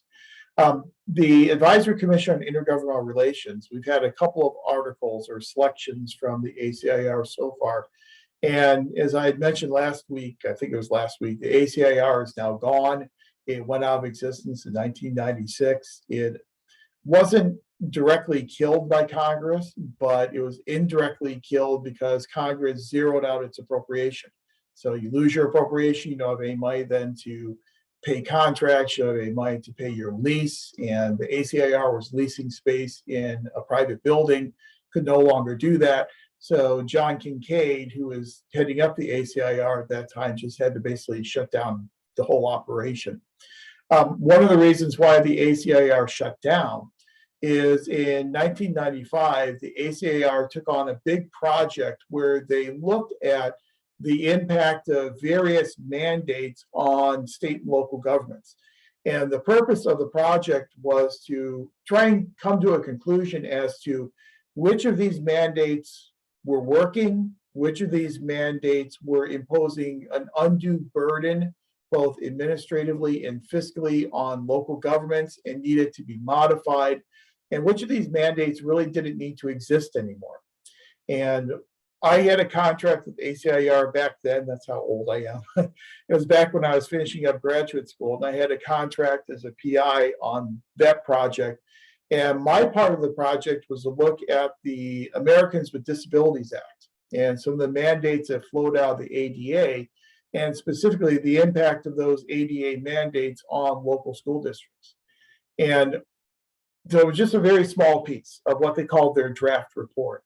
But some of the findings from my small piece of the draft report was that Congress was not communicating well enough with local school districts to let them know that flexibility did exist in a lot of these mandates, and local school districts didn't even realize that flexibility was there. So an example, that in terms of making these ADA compliance changes to their physical plant, school districts had the flexibility whereby they could build those modifications into their capital improvement plan. So they didn't have to make them tomorrow. If they had a capital improvement plan, which called for, say, redoing the steps in front of a school 3 years from now, they could incorporate it into their capital improvement project and kind of gradually incorporate in that change over to abide by the ADA requirements and do it in 3 years rather than doing it tomorrow. And a lot of districts didn't know that because that information had not been communicated to them by the federal government. So that was my little piece. But when the draft report was finalized and ACIR looked at it, there were some substantial recommended changes to a lot of these major laws, a lot of these major mandates that Congress didn't like a lot, because it meant taking away some power from Congress and devolving that power down to state and local governments. Now, in 1996, that was a draft report. It was finished in 1995. The commission never adopted the report. It was just a draft report, but it got leaked to Congress. Congress got wind of it. Congress didn't like it, and Congress said, we need to shut down the ACAR before they produce more reports like this. So it was actually a draft report that got the ACAR shut down. So that's why the ACAR is not with us anymore. But the ACAR did a lot of good work just like this, where they came up with this typology of different mandates to inform us that mandates are not just one size fits all. And Hector had mentioned this very important case in 1976, the NLC versus usury case. We have mentioned that in class before, but we mention it a lot because it is a very important case, because it really was, as Hector said, for the first time in decades, that the Supreme Court and a majority on the Supreme Court stood up and said enough to some of these federal mandates. And they basically said, for the Fair Labor Standards Act, you cannot, as the federal government, tell state and local governments how much to pay their employees. You cannot apply federal minimum wage requirements to state and local governments, because deciding how much they pay their employees is what the court decided was a quote unquote essential function of government. It's an important case because, again, that was one of the first times that in years, in decades, really since FDR's court packing threats in the 1930s, that you really saw the Supreme Court stand up and try and defend state and local rights. As we had said, this class before didn't last long, because 9 years later, in the Garcia versus San Antonio Metropolitan Transit Authority case, it was the exact same situation, where once again, Congress was trying to apply minimum wage requirements to state and local government employees. But this time, 9 years later, the Supreme Court came to the complete opposite conclusion. They said, we made a mistake in 1976. When the court said that this is an essential function of government, we're jurists. And as jurists, we don't know what an essential function of government is. That's way out of our ballpark. And so we stepped too far over the line. We cannot call this a constitutional issue. We have to call it a political issue. And by calling it a political issue, that then pushed state and local governments into the political arena. If you don't like Congress telling you what to pay your employees, don't come to the courts for protection. Go out there and lobby Congress. Find a political redress for your grievances, because we are not going to give you a judicial one. And so for the most part, from the 1930s to the 1990s, the Supreme Court really did not provide a lot of protections to state and local governments to protect them against federal mandates and federal legislation. In 1992, we had the New York versus US case. And in New York versus US, the case revolved around the federal government requiring state governments to do what they call take title. They had to take title or take ownership of radioactive waste that was being produced within their states. So the federal government basically said, if the radioactive waste is being produced within your state, the state must take ownership of that and then take ownership of the disposal of that waste. Sandra Day O'Connor, writing for the majority, said the federal government can't do that. And the federal government can't do that because 10th Amendment. And for the first time, really in the recent history of the court, Sandra Day O'Connor said the 10th Amendment is just as important as every other amendment to the Constitution. The 10th Amendment is just as important as the First Amendment. It's just as important as the Fourth and the Fifth and the Sixth and the Seventh and the Eighth, that it is as important as every other amendment in the Bill of Rights. That provided some protection, obviously, to state and local governments. And then the trickle-down effect was that throughout the 1990s, we saw isolated cases where the Supreme Court would protect state and local governments from federal mandates, especially federal unfunded mandates. Now, as of the late 1990s, that kind of went away again. And so we've once again had the Supreme Court taking a back seat in a lot of these federalism types of disputes. So much so that we live with mandates today. And we see all four of these different types of mandates used. Typically, when the federal government can use a direct order mandate constitutionally, they will. So they have the constitutional ability to directly order state and local governments to do something. It's the path of least resistance. It's the easiest one for them to do. they'll issue a direct order. When constitutionally they are not able to issue a direct order, that's when they tend to use another type, such as a crossover mandate, where they will induce compliance by taking away funding in another policy area. So if you don't do what we want you to do with blood alcohol content levels for drunk driving, we're going to take money away from you in terms of federal highway funds. So it's those crossover mandates that are used in lieu of a direct order mandate that state and local governments oftentimes find very insidious, because they argue you can't do it constitutionally, but these crossover mandates then provide you a loophole to pass these mandates upon us anyway. But not to go on for too long, but again, this is a really good resource article for you to go back and remind yourself that all mandates are not the same, and we do really have these 4 different primary categories of mandates. Okay, thank you, Hector. I appreciate it. Well done. We are looking at 7:40 now. Let's take about a 10-minute break. And when we come back from the break, then we will do our final 2 articles for the evening. We'll have Stephen do another look at bargaining, and we'll have Tone do the Homeland Security article. So come on back at about 7:50 or so, and we'll do our final 2 articles.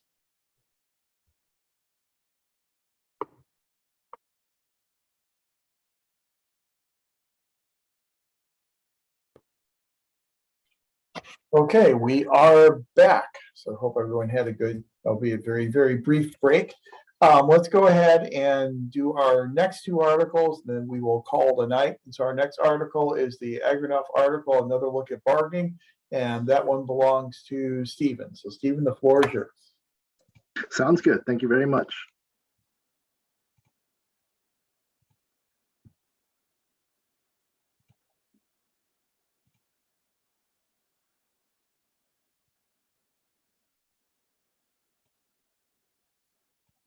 Oops.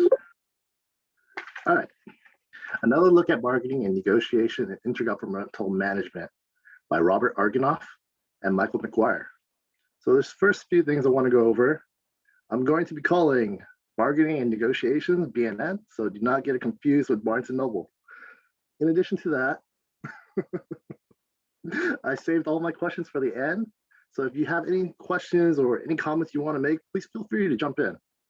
All right, let's begin. So the authors have 3 main arguments in their article. They discuss how US federalism, the system, was designed to encourage BNN. The next argument they make is that BNN is more than the exchanging of grants. Grants are a vehicle for informal contractual agreements. And the final argument they make is that public administrators need to conduct more research into BNN.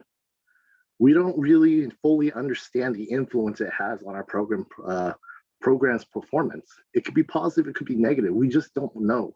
There's not enough research done yet. So before we can understand how BNN fits into American federalism, we must understand how American federalism is structured. Jefferson argued for a dualistic form of government, while Hamilton argued for a top-down approach, where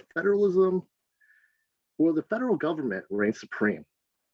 What ended up happening was that we adopted a blended model. We became a republic. That model helped shape federalism.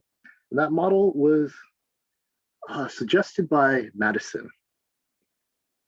I do want to point out that BNN in governance did exist prior to the federal government. In the days of the colonies, you had local governments bargaining with state governments on how to run and tax their cities.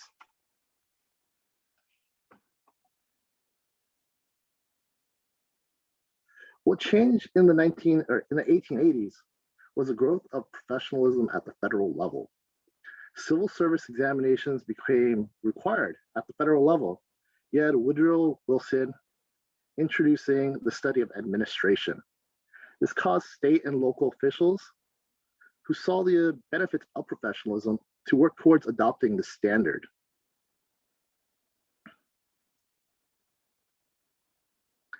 So how does the American governance encourage BNN? Well, these are the 4 pillars the author suggests: territory, simultaneous action, limited national government, and administrative action. You've all read the article, so I'm not going to discuss that part. What I want to discuss is administrative conjunction. I thought this was a very interesting idea that the authors brought up. They mentioned the relationship between citizen and government has been redefined, and that redefinition has resulted in a decline in relationship between jurisdiction and public management. Now, the example they used was how citizens no longer work or shop in the city they live in. For example, I live in the city of Westminster. I commute all the way to Santa Ana when I'm not teleworking. And that really shifts the way I view politics now. Sorry for my dog.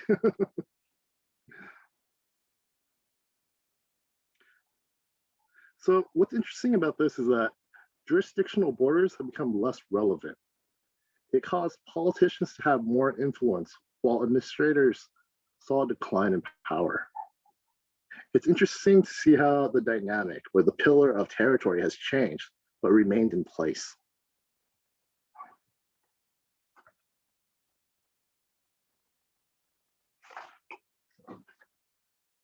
So BNN extends beyond grants. Grants can be seen as an extension of contractual agreements between agencies. So the State Council is comprised of 3 units. I want to point out that basic state grant, their funding comes from federal grants, not the state. And QA, they serve to assist federal objectives, but their funding comes from state grants. Now, what does this mean? Well, it's a very interesting shell game, I'd like to say. Now, both or all 3 units exist to assist state and federal objectives. But the way they do it is really interesting. So QA, we're the research. We are the analytical side. So we're much more indirect. And the state decided they wanted, or the federal government needed data, you know? They needed to drive policy, but you can't drive policy without having statistics and analytics to back up your decisions. So they approached the California government. They said, hey, we need you guys to create somebody to collect data for us. California says, we don't have that money. We can't do that. So the federal government is like, okay, what if we gave you money to fund your own projects and you provide funding for our research? So if we look at the numbers, we can see that the basic state grant comprises about 60% of our overall budget. And QA is about 20%, you know, just simple math. So you can kind of see how interesting that is, where federal grants are funding state objectives and state grants are funding federal objectives. But the grants are reaching local governments. They're reaching regional centers that can use that funding for projects. I also want to point out that for every $1 the California government spends on funding federal research, they receive about $2.50 back that they could use to fund their own objectives. And that kind of establishes this weird dynamic where donors and recipients need one another. Again, let's just look at the organization, how everything fits together. HSRI can be viewed at like the federal level. They're a nonprofit organization that collects data so they can recommend policies at the federal level. The State Council represents the state, and we collect that data in return for funding that can be used at the local level, which are regional centers and various other nonprofit organizations.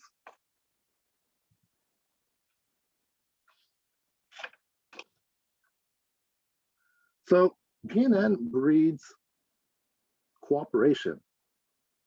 The State Council existence is a testament to how federalism promotes BNN and can foster cooperation. because governance rarely operates in a vertical realm, which is why we need to better understand horizontal intergovernmental relations, because federalism is a multi-layered organism. I used to think that was a bad thing because it felt redundant. And this class and all the readings we've done made me realize that redundancy can be a good thing. This overlapping layer creates tensile strength. Our government is capable of taking on wide capacity. It's resilient. We have this form because it works well enough. And BNN allows flexibility for administrators in an environment of high accountability. Now, this leads me to my criticism of BNN. The authors didn't say this directly, but they gave the impression that BNN is a game. They likened some of BNN as a car sales negotiation, where agencies start out with high demands and they work their way down to what they originally targeted. That is a part of the process, and that is part of the thing that rubs me the wrong way. We're seeking to be public administrators, and we should deal in good faith and expect to be dealt with in good faith in return, because we're agents of the public. We aren't politicians, and that is what I'm worried about. I feel BNN can lead to politicization of administrators. And here's the thing, I acknowledge that good politicians are good administrators, and administrators are good politicians, but I'm afraid of the slope we're on. Again, federalism is multi-layered, so I'm afraid of the repercussions, the long jabs that are thrown in so haphazardly, especially in politics today, where things feel just so much more visceral. So these are my questions that I really want to just focus on. Why further research is needed? Well, we feel like there's an over-reliance on unguaranteed funds. We plan it into our budget, but we don't know if we'll actually receive them or not. And does BNN cause grant money to stay or to stray from their original goals? Because grant money sometimes come unconditionally, and you have that flexibility to use it whatever you deem important. But that also creates a situation where wealthy and poor cities can't or won't negotiate. If you have a lot of wealth, if you're able to tax a lot in your own area, why negotiate? Why comply? Why make concessions? But let's take a look at the opposite. If you're a poor city, you have no choice but to accept it. And you can just get bullied around. Another issue that we come across is this urban focus. And we sometimes forget the suburban and rural areas as a result, because they don't have the population. They don't drive our policy making.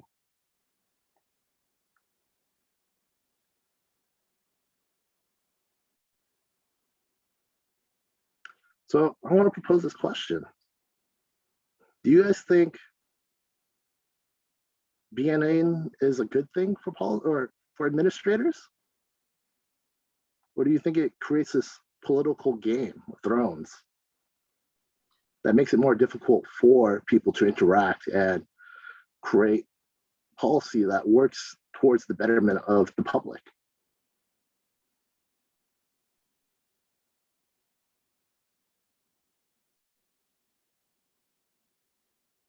So, I'm sorry, did somebody else go? No, okay, so what I was going to say is there's going to be federal money, right? So I guess the corollary to the BNN, or maybe the inverse of it, is that you wouldn't be able to have any control over that funding, right? Which basically comes, is a mandate that you might not want to actually institute or implement. So maybe it's not the best circumstances, but it seems like with bargaining and negotiating, at least on the local level, you can get what you really, more of what you really need versus of what someone else thinks you should need.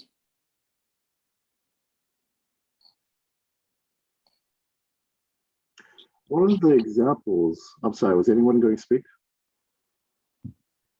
So one of the examples used in the article was the development of the US freeway system. The federal government needed to create the freeway in order to promote and control interstate commerce. The state governments acknowledged that it was important, but didn't really have the funding for it. They were able to come to a negotiation and bargain where the federal government would provide funding while respecting the state's ability to create and plan where the roads would go. So it really helped urban development, but at the same time, it also discouraged the suburban and rural areas.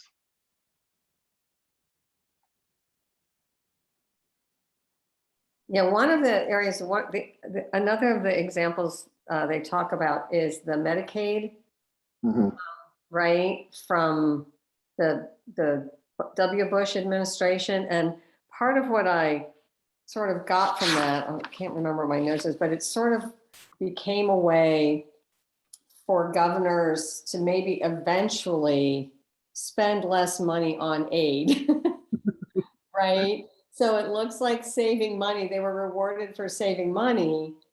And so is that, is saving money always a good thing when that money is needed for services? You know what? When I read that part, I got really upset about it because to me, it felt like the politicalization of something very important, I was like, wait a minute.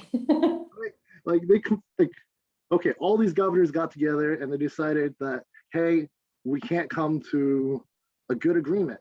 So let's form a committee.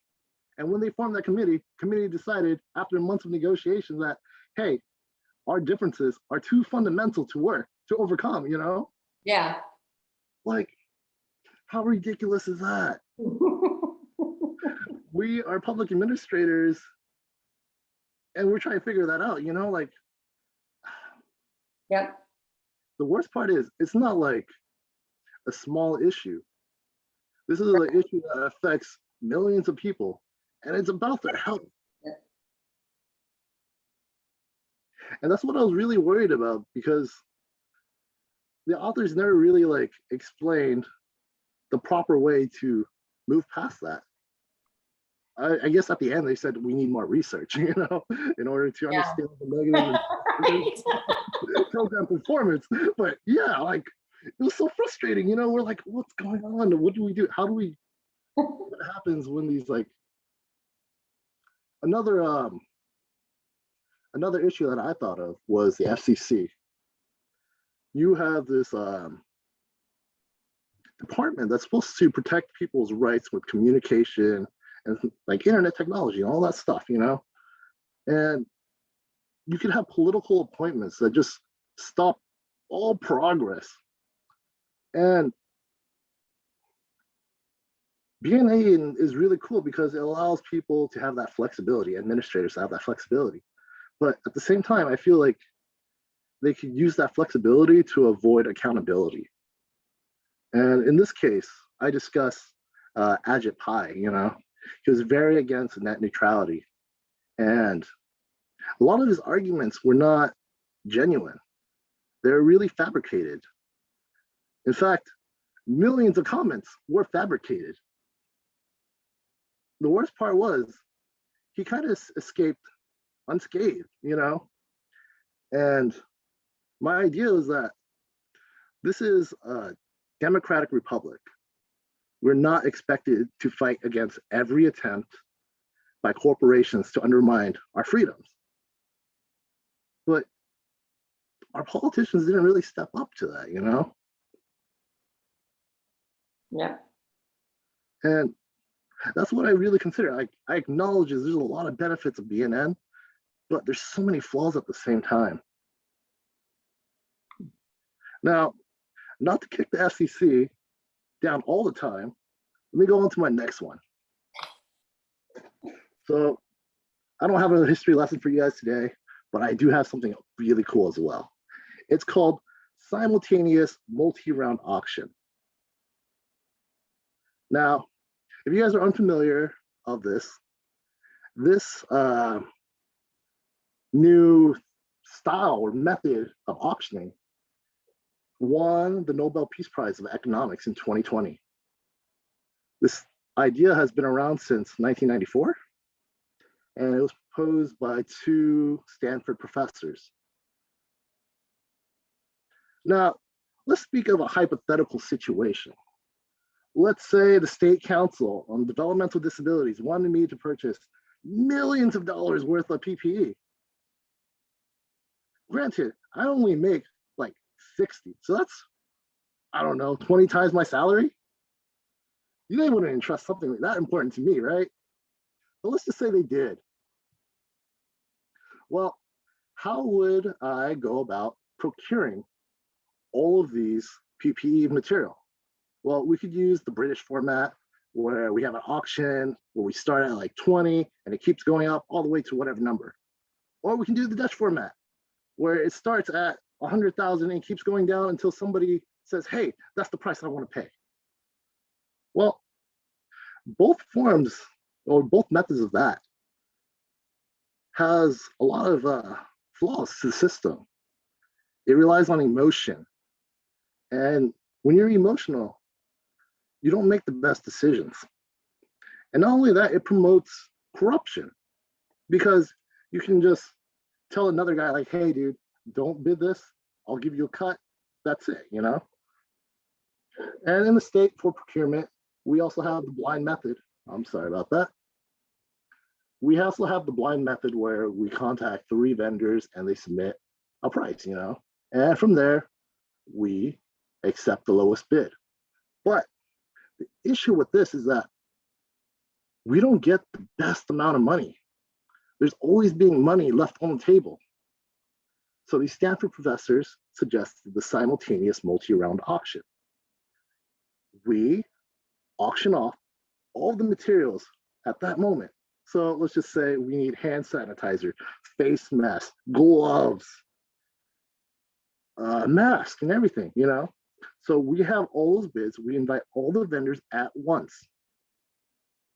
So hand sanitizers, everybody submits a bid. At the end of the round, we discuss the bid in public, openly. That creates a second round where all the vendors can submit another bid. This creates a competitive and public market that eliminates corruption. Now let's bring in a real life example. So the FCC, they're in control of telecommunication bands. In 1994, the FCC realized they weren't making any money off these bands. The money that they received from the telecommunication companies was barely enough to cover maintenance. So they reached out to these professors who are both economic behavioralists, and they proposed this system. So they auctioned off each of these bands and their regions. Now, that created $122 billion for the FCC to further their own goals and objectives. Now, what I really found interesting was that this kind of goes against BNN, you know, the notion of bargaining. And I'm not saying this should replace BNN, but we should look at options that help. Because our federalism, our government, is very unique. It's multi-layered. It's very elastic. It can take on a lot of weight. But just because we accept that it works, doesn't mean we're satisfied with it. We should look at ways to create and improve upon that system. Now, I'm going to throw out a really tough question. What are some good alternatives to BNN? And I know you guys probably don't have a great answer because this is just a question I just asked you guys. And if these professors, these authors of this article are unsure, how can we be sure too? That's why we need further research. And that concludes my presentation. If anybody has any questions or comments they would like to make, please feel free. Bravo. Not around, dude. Bravo. All All right. right, I'm gonna stop scaring my screen now. Oh my Hey, gosh. thank you, Stephen. You just convinced me that we need more research. So well done. Yeah, I think you ask a lot of really great questions. You know, the question, should there be bargaining in intergovernmental politics? Yes, probably. Should it be dominated by bargaining? Probably not. And so I think one of the interesting things to do is if we take this article and we look at it within the context of the Spraja article. Remember, Spraja told us about how intergovernmental politics is kind of this bloodless type of hidden politics that citizens aren't really terribly aware of. Well, if you've got this intergovernmental political exchange that people are not terribly aware of, and most of it is being governed by this kind of back scenes bargaining negotiation, it means that citizens are even more remote to these decisions. Because not only do they see the formal aspects of intergovernmental politics, but they're certainly not going to see the more informal aspects that go on with, as you say, the B and N process. So I think that this just kind of overlays some concerns on top of the concerns that Spraja already presented to us with her article. But excellent job, very, very good probing and insightful questions. And so I do agree, we need more research. And so hopefully someone will pick up that manual research and run with it in the future. So thank you, very well done.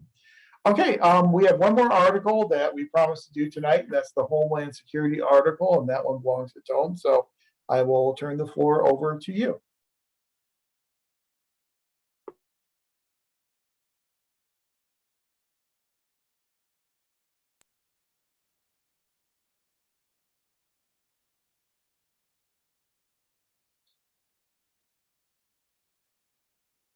Okay, can you hear me okay? Yes. Okay. My topic is Homeland Security, the Federalism Challenge by Donald Kettle. It's actually a very short chapter, considering that Homeland Security is not only is it a hot topic, it's a very big agency. Who can tell me what they think Homeland Security is?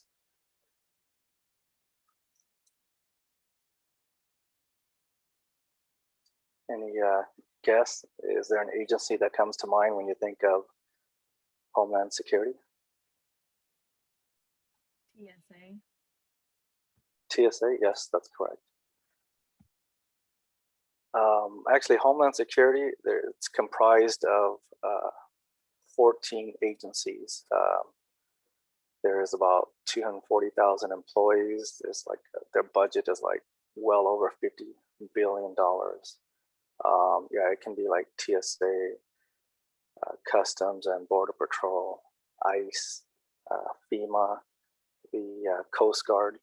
So it's really big, but when people think about Homeland Security, they don't necessarily think about all these other departments within that. Some people think that, according to Kettle, that it's maybe just a local issue, because when you think about it,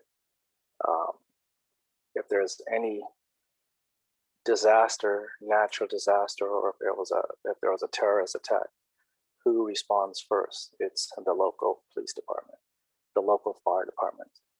They're the ones to respond first. So some people think that Homeland Security should be a local issue.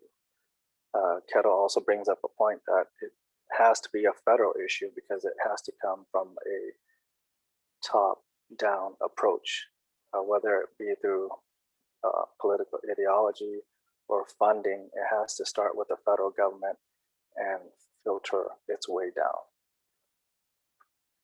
And Kettle was critical of the fact that past practice, a lot of the emphasis has been on the response and not the prevention. I've been in law enforcement for over 20 years now, so I kind of agree and kind of disagree with that statement. I think the reason why a lot of people think that there has been so much emphasis on response as opposed to prevention is, I guess in the media, all we see and all we hear about is the response. In law enforcement, there's so many things that happen behind closed doors that probably 99% of it you'll never see or hear of, or nobody will ever speak with it. Not that because it's a secret or anything like that. It's just because there's a lot of investigations that go on, and when, say for instance, say a local police department does an investigation and then they do a search warrant and then they arrest a person, you'll never know what could have happened had we not arrested that person. So even though he argues that a lot of the emphasis has been on response and not necessarily prevention, that's the part that I do not necessarily totally agree with. Another thing Kettle points out is the confusion. You always hear of all these whatever red alerts, orange, yellow alerts. Does anybody in this class even know, like if the media said, hey, we're at level, an orange level, does anyone even know what that means?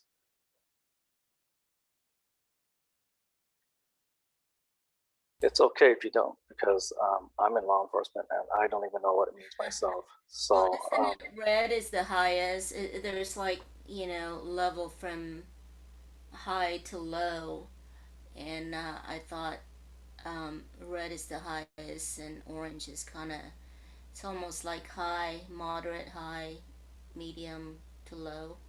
I might be wrong. I think there's only 4 levels, right? yeah, I actually had to look it up for the purpose of this presentation, but there's actually 5 levels, green being the bottom and red being the highest. But I guess that's what Kettle means when he talks about there's a lot of confusion when you hear about the threat level, the terrorist threat level. I mean, there's so many different colors and all that variation that it's become convoluted and nobody really knows what that means anymore. And it kind of somewhat loses its value, because he made a good point, and I thought it was very realistic. When a terror threat is elevated, you see,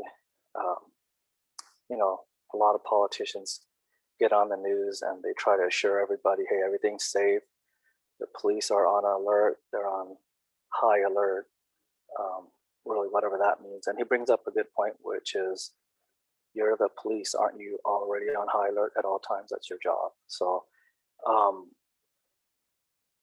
Kettle talks about it in theory, but in reality, he's actually right. When I know the politicians and administrators are trying to assure the public, instill calmness in them by saying, yeah, we're on heightened alert.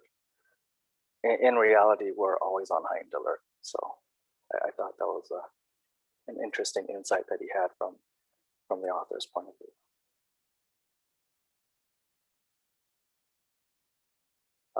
He noted some issues since 9/11.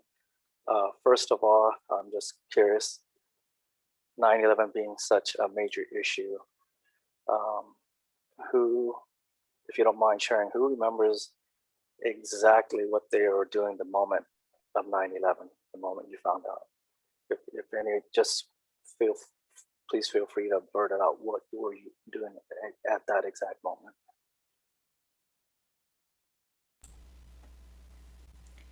Yeah, for me, I was actually still in active duty and stationed in New Mexico, and I was in the office. We, we had a TV in our lobby there, and when I was coming out of my office to the lobby, and I was hearing a lot of, kind of murmuring and stuff, and that's when I actually saw the second tower. They were showing it on TV, got blown up. So I missed the first one, but I saw the second one on TV. So then from then on, the base obviously, was on high alert already at that time. Great, thank you. Anybody else care to share what they were doing that exact moment? I was in my second grade class and my teacher put on the news and we saw it while I was in school. Okay. You being so young, some of the things I've heard that, the younger generation doesn't really appreciate, law enforcement and homeland security because they've never experienced the events of 9/11. Would you say that that's somewhat true, not true, or what's your personal take on that? No, I mean, I mean, at the time, I didn't really fully understand it, obviously, but I think I was still like aware of like the seriousness of it. And now, like, I mean, I was still, alive, and I think that's more for like the even younger generation who wasn't even born yet when that happened. But I still feel a connection to it. Yeah, thanks, Alan. You really made me feel old. No, just kidding. Well, I mean, that's how like vivid or how much that event like plays a role in all of our lives, right? Like I was second grade. I remember like the day, like I remember the moment, right? When I was in second grade. So Thank you. And just a little bit off topic, I just remember this. In 610 Urban Affairs, that was probably one of the most exciting classes I've had. But I was a little bit disappointed in the discussion that we had in 610, where we questioned whether or not the attack on the Pentagon actually took place. And everything that I've read says it took place. And I wasn't too big of a fan about conspiracy theories about 9/11 just because, so many people lost their lives. So, but okay. Back to 9/11. Some of the issues Kettle brought up were the planning and preparation. Not that planning and preparation among law enforcement is a bad thing, except that he felt that there was just too much planning and preparation and not enough real world practicality to it.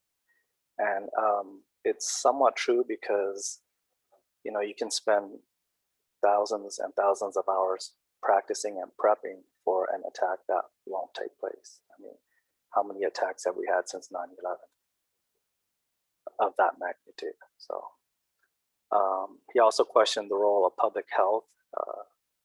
He brought up a scenario that happened after 9/11 where there was an anthrax attack and the location was locked down and people from the public health department showed up and they were shunned away, like they shouldn't have even been a part of it. And he argues that public health, that they're the most knowledgeable about, basically biological warfare. They should be considered a part of the first responders. And I can tell you this much: I've actually responded to several hazmat situations where there was possible anthrax, and there was no anthrax in the end, but we treated it as it was. And that's correct. Nobody from the public health department ever shows up on these instances. It's strictly because I work in LA County. It's strictly LA County hazmat. It's fire department hazmat. They show up in their suits and they render the area safe. And I haven't yet to see anybody from the public health department, but it makes complete sense that you would think public health should be considered a part of first responders, but they're not. He talks about school safety plans, and I don't know how old this article is, but some of it might be dated because some of the stuff he talks about, it's already been addressed. But so like for school safety plans, he questions, do schools really know what to do in the event of a possible, say, I don't know, anthrax or suspicious powdery substance that's found in a classroom? Like, do you lock the classroom down? Do you have the kids exit from the classroom, where do they go after that? Do you let other kids go past that classroom? So just let you know how hazmat situations are handled. There, we have the headquarters for Southern California Edison is located in the city of Rosemead.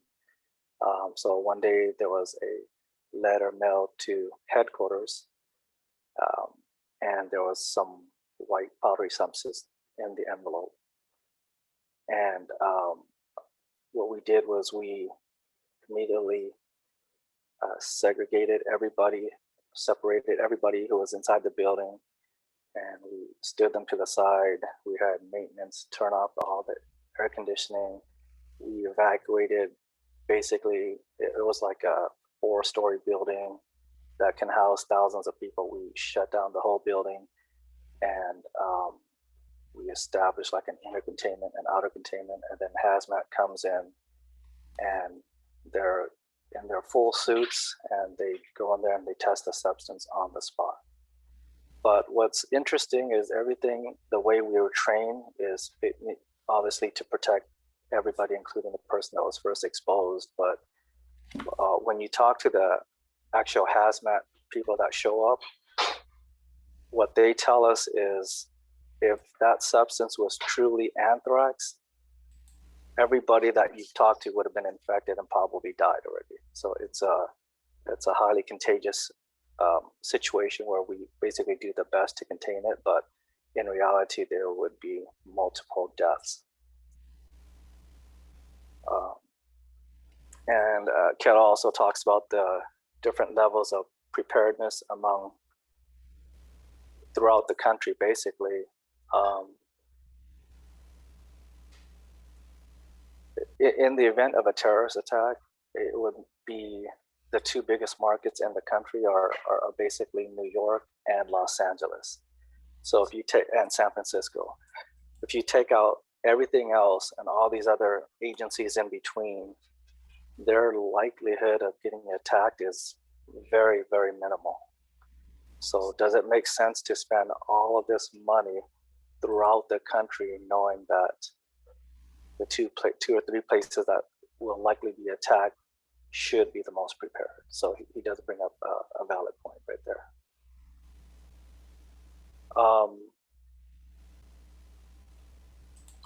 I'm pretty new to this cohort. Is there anybody in public health or in the school system that has anything to say about what their agency does for preparation for a terrorist attack?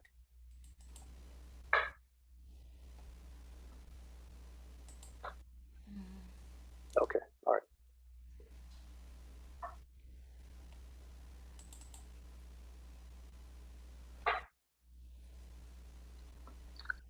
He talks about coordination being the main objective of the Department of Homeland Security. So after 9/11, the following year is when the Bush administration formed the Department of Homeland Security, and that was the main purpose, is to have everybody on the same page. And obviously interorganizational within the Department of Homeland Security itself, and intergovernmental. Coordination is important because, yes, a terrorist attack starts at the local level, and from there it just, so say in LA County, if it started in, say, the city of Long Beach, the city of Long Beach has its own police department, and they're large enough to handle, you know, a disaster in their area. But in a significant attack, they're going to ask for help from LA County sheriffs, Orange County sheriffs, and all these other local police departments that are close by, and that's what is referred to as mutual aid.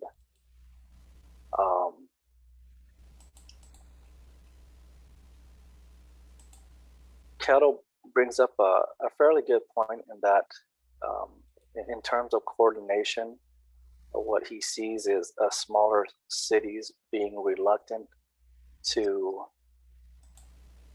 participate in an event or commit to say joint terrorism team.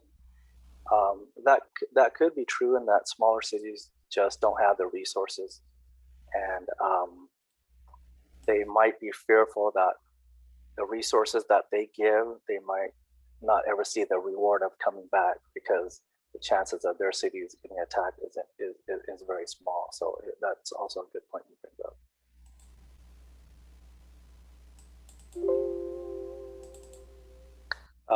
Communication.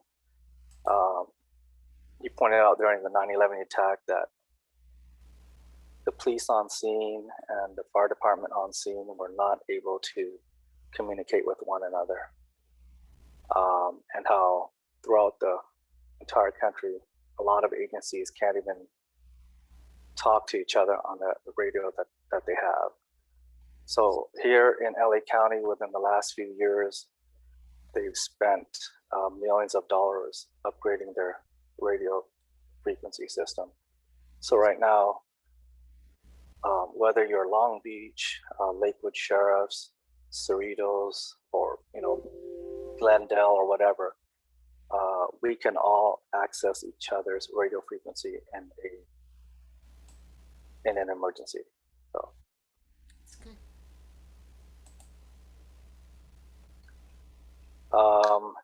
funding was a big issue because obviously not only law enforcement, but every single department out there will tell you they lack funding. I've never seen a government agency that touts or mentions that they have. It's always they need more money.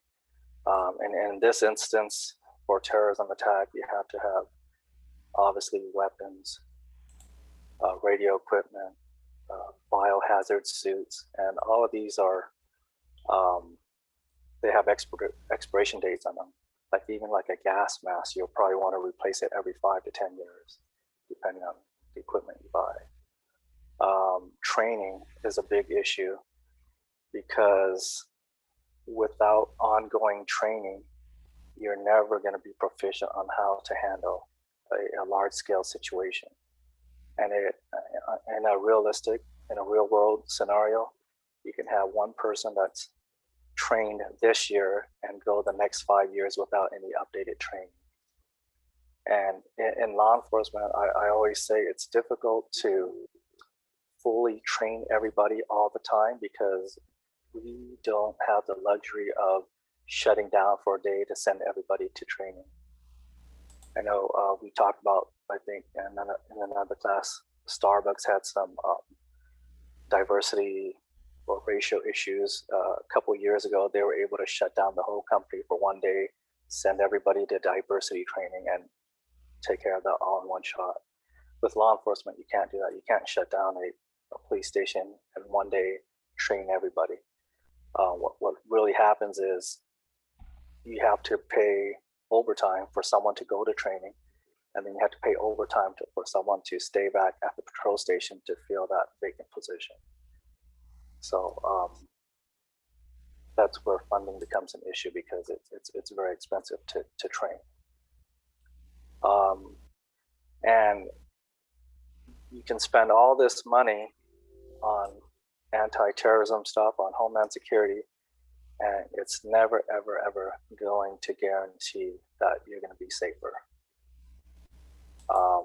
It really only guarantees that law enforcement can respond better, can respond quicker.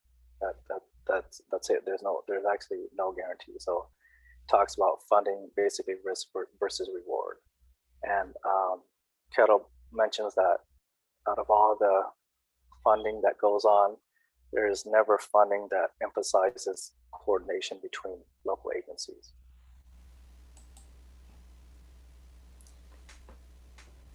Anybody in here have any special training regarding anti-terrorism, weapons of mass destruction, hazmat, anything like that?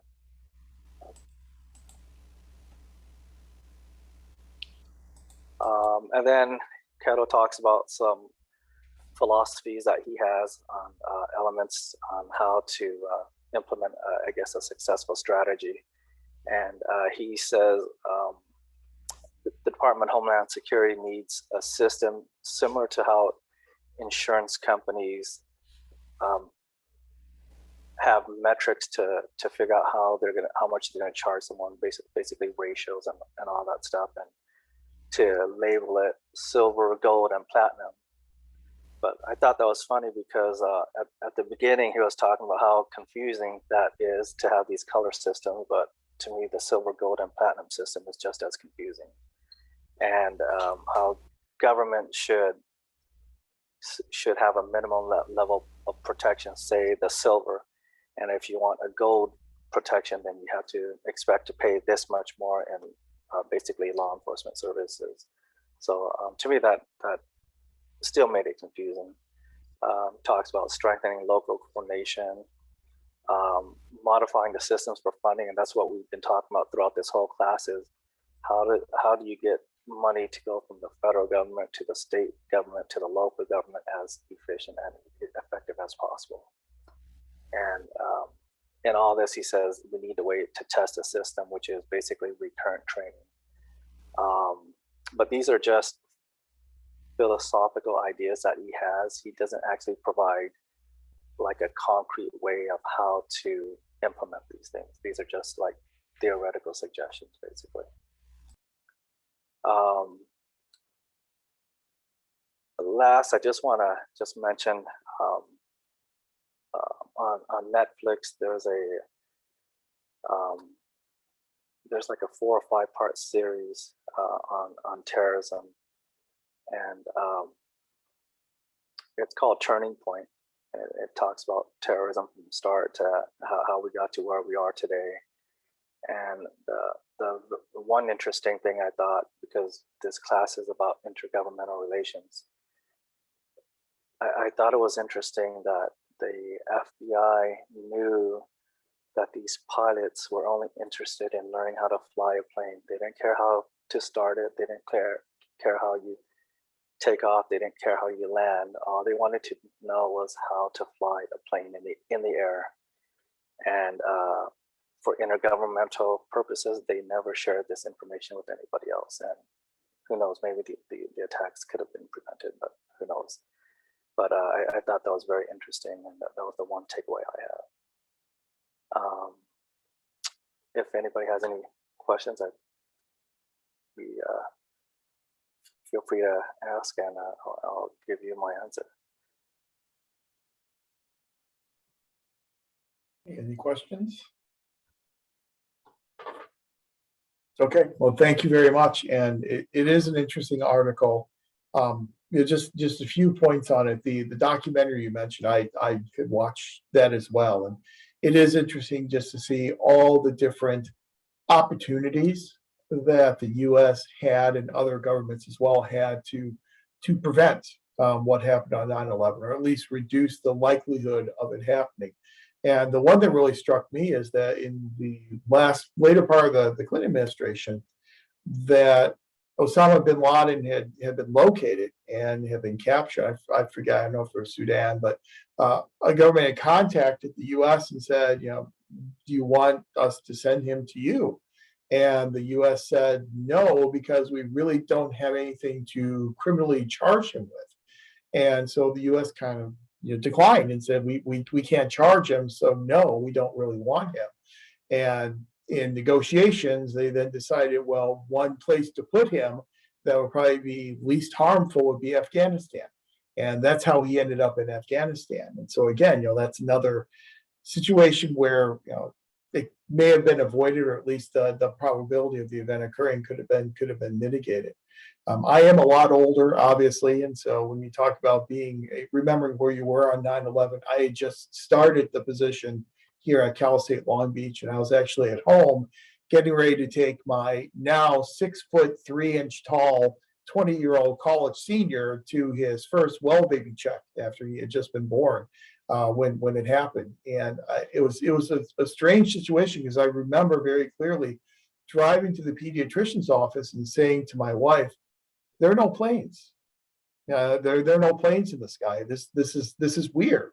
And as soon as I said that, we had a couple of fighter jets that flew right over the freeway, and it was kind of a little light bulb went off, and okay, they've secured the skies. and that's why there are no planes.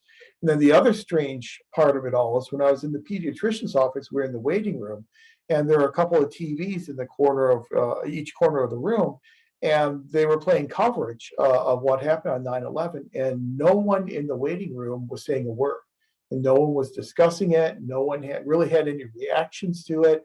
A lot of people in the waiting room weren't watching the TVs. A few people were watching the TVs. No one mentioned it. No one mentioned in the waiting room. No one mentioned the pediatricians in the examination room. No one mentioned as we were checking out. No one discussed it. And I thought that was kind of an interesting reaction a lot of people had right there in that moment. The author of the article, Don Kettle, is really well known. He's a very well known public administration theorist, but he's just that he's a theorist. He's an academic. He doesn't bring with him a lot of practical experience in public safety or any practical experience in homeland security or anti-terrorism types of measures. And so I think a lot of what he says is theoretical. I think, Tony, you're right when you say, he offers, here are some things that we can do to improve the situation, but they're not really specifics. It's kind of, here are some theories that might help us, and then kind of leaves it at that. I think it's because he doesn't have a lot of that practical experience. One of my main takeaways from the article is that some of the problems that we have in the area of homeland security are things like variation level of preparedness among local communities, lack of communication, like we did see on 9/11, where we had police and fire literally working on different radio channels and couldn't communicate with each other, a lack of coordination between different levels of government vertically as well as different governments horizontally, a lack of funding to prepare for these types of incidents. I think those four problems are just endemic to federalism. I mean, we have those across the board in federalism. It's just whenever we have a terrorist event or some major disaster, those problems just get illuminated and they just look bigger, and we start recognizing them in those disaster situations, whereas they've always been problems in our system of federalism. So they just really get magnified in these types of situations. But I know we've been at it for a while. It's almost 9 o'clock, so I will curtail my comments there. I hope you can kind of see as we go through each week that these topics are not mutually exclusive. We talked about the constitutional basis of federalism versus the second week or third week when we talked about political aspects. When things are considered to be constitutional, they're dealt with in the courts. When they're considered to be political, they're dealt with in the political arena. When we talked about fiscal federalism, there are a lot of political antecedents for why we ended up getting grants, and specifically categorical grants. So it's really the political basis that gives us our system of fiscal federalism. Now, this week, when we're talking about mandates and administrative aspects, we've talked a lot about politics as well. There are a lot of reasons why we have these unfunded mandates and that we have these coercive mandates is because of political bargaining and political negotiation that goes on in our American political system.